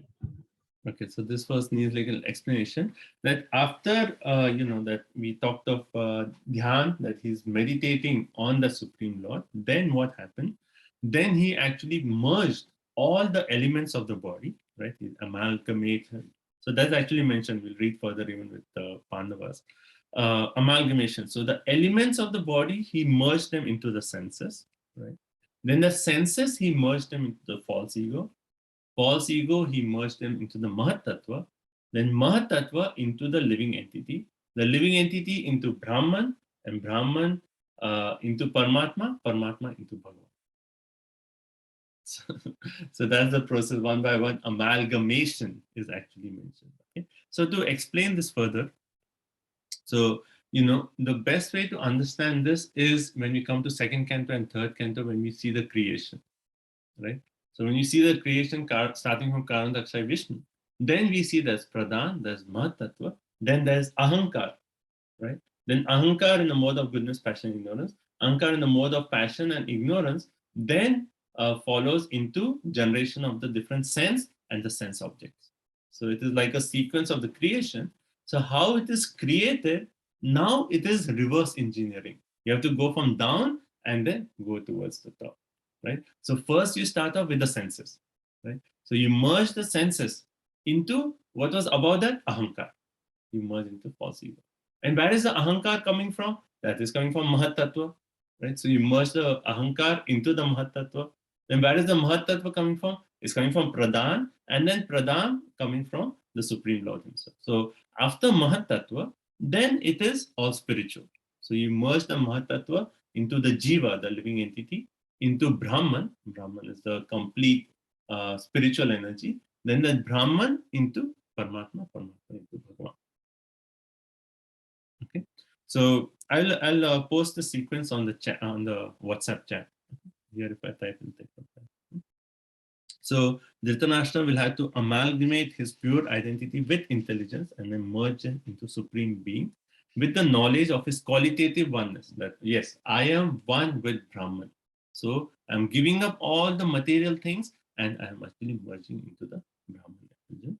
And then okay, so this last part, being freed from the block sky, he will have to rise to the spiritual sky. So this Chakravarti part actually gives an explanation to this, in the sense that he says that finally the Paramatma, which is in the heart of every living entity, that merges into the Bhagavan.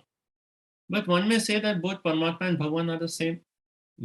But the difference is just like a sky in a pot and the sky outside, or the air in a pot and air outside, right? So both are air. Similarly, Paramatma and Bhagavan are the same. But still, the air has to, you have to just break open the pot and then the air is one, right? So similarly, when you give up all these material covering, then you realize that this Paramatma Bhagavan is the same, and then we are actually attaining that spiritual state. Okay. Thus getting free from clutches. Okay, yeah. So the Prabhupada explains step by step. Okay. Next, let's go further.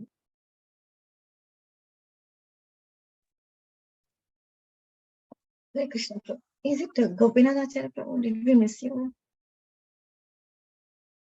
I think Prabhu read it. Yeah. Oh, sorry. He will have to suspend all the actions of the senses, even from the outside, and will have to be impervious to interaction of the senses, which are influenced by the modes of material nature. After renouncing all material duties, he must become immovably established beyond all sources of hindrance on the path. Okay. So, in spite of hearing all this, Yudhishthira Maharaj may think that, okay, yeah. So here Narad Muni is clearly telling Yudhishthira that, what is Dhritarashtra's position right now? Two things he explains. One is there's an external agitation of the action of the senses.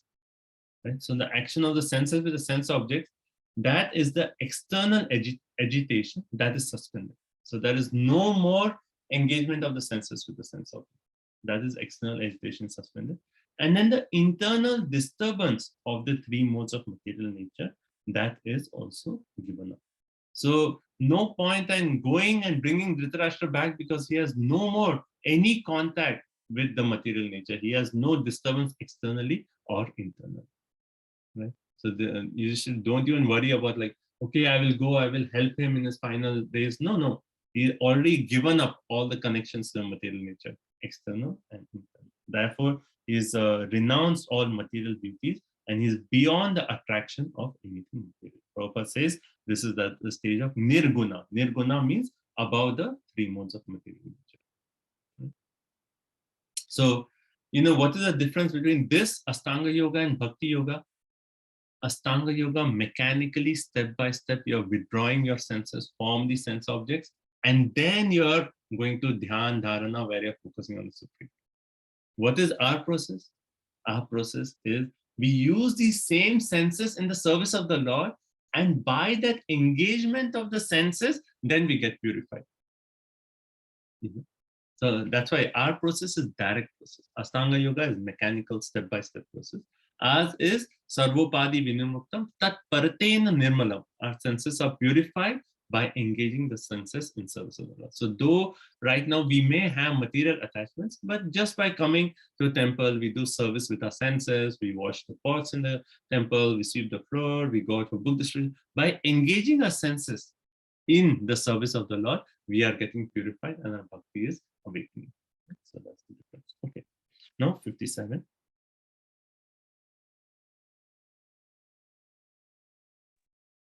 Hare Krishna.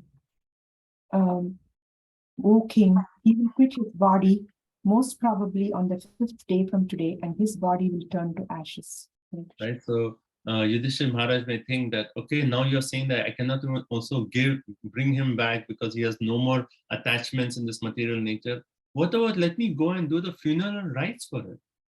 He is my uncle. It's my duty. I should do the funeral rites. There's no son left, right? Then Narad Muni is saying, no need of funeral rites also. Why? Because he's going to burn himself. So Prabhupada explains that, in this Astanga Yoga process, by the process of that mystic perfection, the fire in the body, is actually brought out to such an extent that the person just burns in that fire. So that is the how Dhritarashtra will leave. So Narad Muni could already see all this happen, in the future. Narad Muni could see, and he's telling Yudhishthira Maharaj, this is what is going to happen. Hence, you do not worry. You just focus on what? Understanding the Lord's mission and cooperating with the mission of the Lord. And when the Lord finishes his pastime, then you also.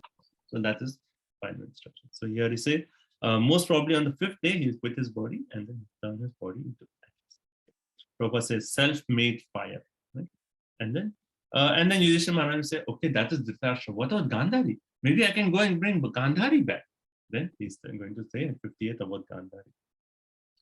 While outside observing her husband, who will burn in the fire of mystic power along with his thatched cottage, his chaste wife will enter the fire with rapt attention.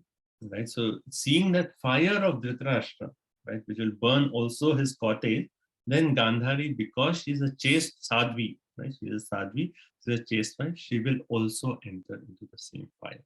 So Prabhupada explains this, the sati rite is only done when the wife actually feels that in separation from the husband, she will burn in so much fire, that better than that is just to follow the husband. So Prabhupada says it is a voluntary thing that the wives used to do for the husband, but in Kali Yuga it is not possible. It has become an obnoxious criminal affair, and hence the rite of sati is no longer allowed in Kali Yuga. Only when they feel the separation of her husband to be more burning than actual fire, then the wife can willfully follow the husband, but not otherwise. Later on, it's in the sati rite has been contaminated and forced upon women, and that Prabhupada says is certainly not right. Okay, so even Gandhari is going to pass away in that way. Okay, what about Vidura? Yudhishthira Maharaj said, can I go and bring Vidura? And then to that, text 59 says, go ahead. Hare Krishna. Vidura, being affected with the delight and grief, will then leave that place of sacred pilgrimage. So Harsha Shoka. So one way it is delight. Why? Because Dhritarashtra, whole life he's been so materialistic, but now he's actually perfected his life. He's left in such an exemplary way. So he's very happy. Shoka, why? Shoka, the two reasons are there. One is just to show worldly that he's lamenting for his brother, that is Shoka. Second is the Shoka that Prabhupada explained, that Vidura was still thinking that yes, he attained liberation, but he could not attain the stage of becoming a devotee of the Lord. Right? He was sorry that he could not make his brother turn into a pure devotee. Right? And hence he attained liberation. I'm very happy for that. But he could not become a devotee. So that's why Vidura was lamenting. Okay? So Vijaya Mati had posted that question. So I'll just answer that in a minute. But here, the Prabhupada explains that because Dhritarashtra was making offenses to pure devotees, like the Pandavas, like always he was offensive to that, because of that offense, he could not actually take up devotional service, in spite of getting the mercy of Vidura. So the mercy of Vidura was there, but that mercy should, like Prabhupada says, ultimately the result of such mercy depends on the will of the Supreme Lord.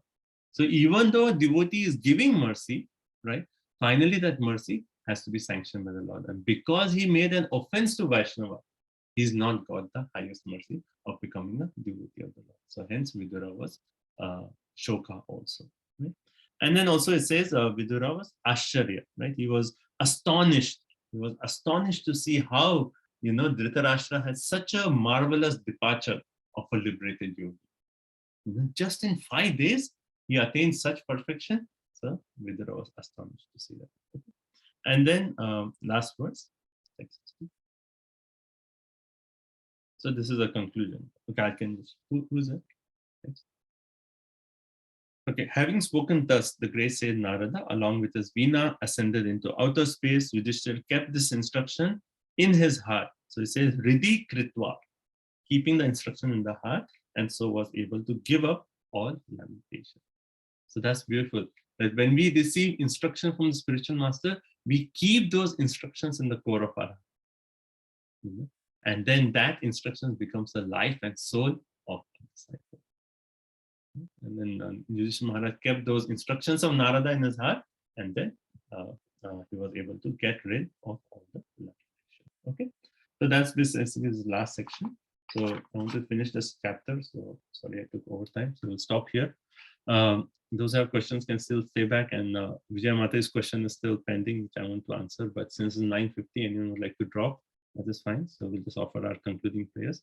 ग्रंथराज Shrimad Bhagavatam की जय, श्रील प्रभुपाद की जय, वंच कल्पतरुभ्यस्य कृपा सिंधुभ्य एव च पतितानां पावनेभ्यो वैष्णवेभ्यो नमो नमः. Thank you all so much for your association. Hare Krishna. Okay, so I'm going to. Anyone has any comments or any questions that we can answer? Hare Krishna, Prabhuji. Yes. Yeah, thank you so much. So Pradhan, the Mahatatva and Pradhan. So Pradhan, I know it's in second canto, but just Pradhan is for the Maya Devi, right? No. So if you see the second canto, that is from the manifestation of Karnadaksha Vishnu. The first element is Pradhan. Pradhan is the unagitated sum total of all material elements. Okay. And when that sum total starts the agitation by the three modes, then that becomes Mahatma. Okay, thank you. Okay, any other question? Okay, so Vijay Mata's question about Dhritarashtra's destination, that how in 59 Prabhupada says he attained perfection, and then 55 Prabhupada says he attained perfection, and 59 says that he attained liberation, but he could not actually engage in devotion. So what was Dhritarashtra finally his position? One thing is, because of his offense to the Pandavas, right, he could actually attain liberation by the mercy of Vidura.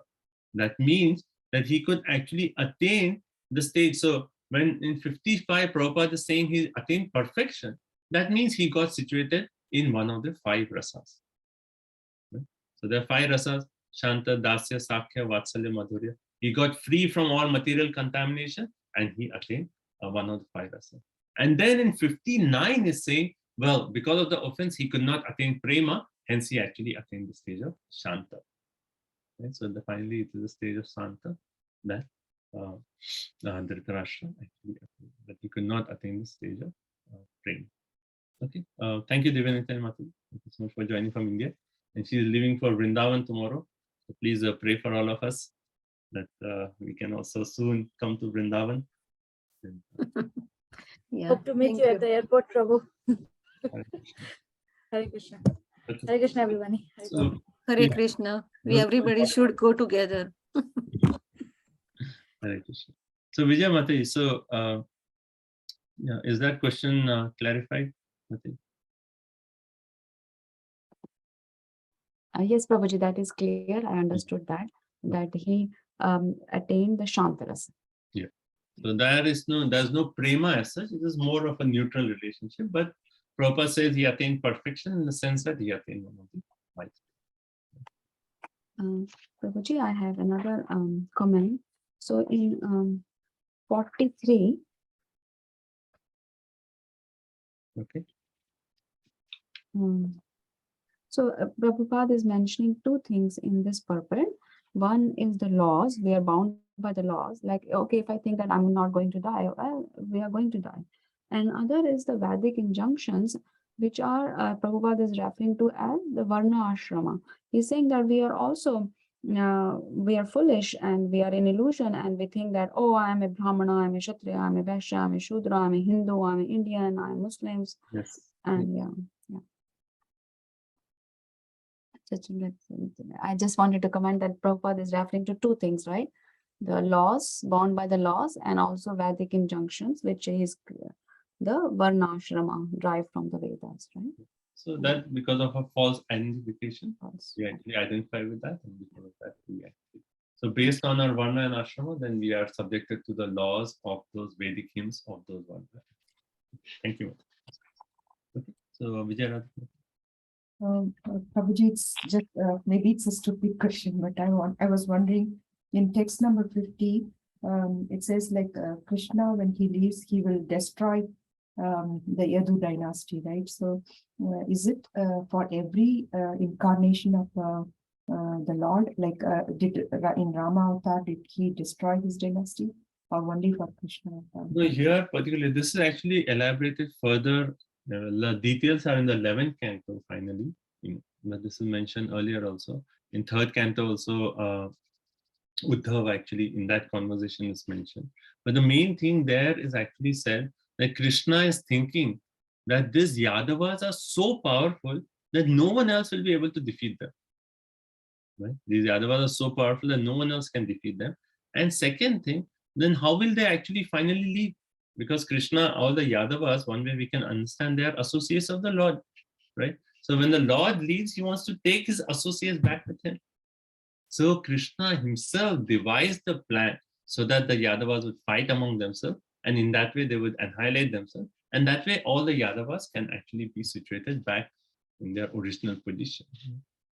So Krishna had to, when Krishna comes, he never comes alone. He comes with his associates, right? So when he goes, he wants to take his associates back with him. And Krishna devised that plan. Right? So that's yes, Arundhati.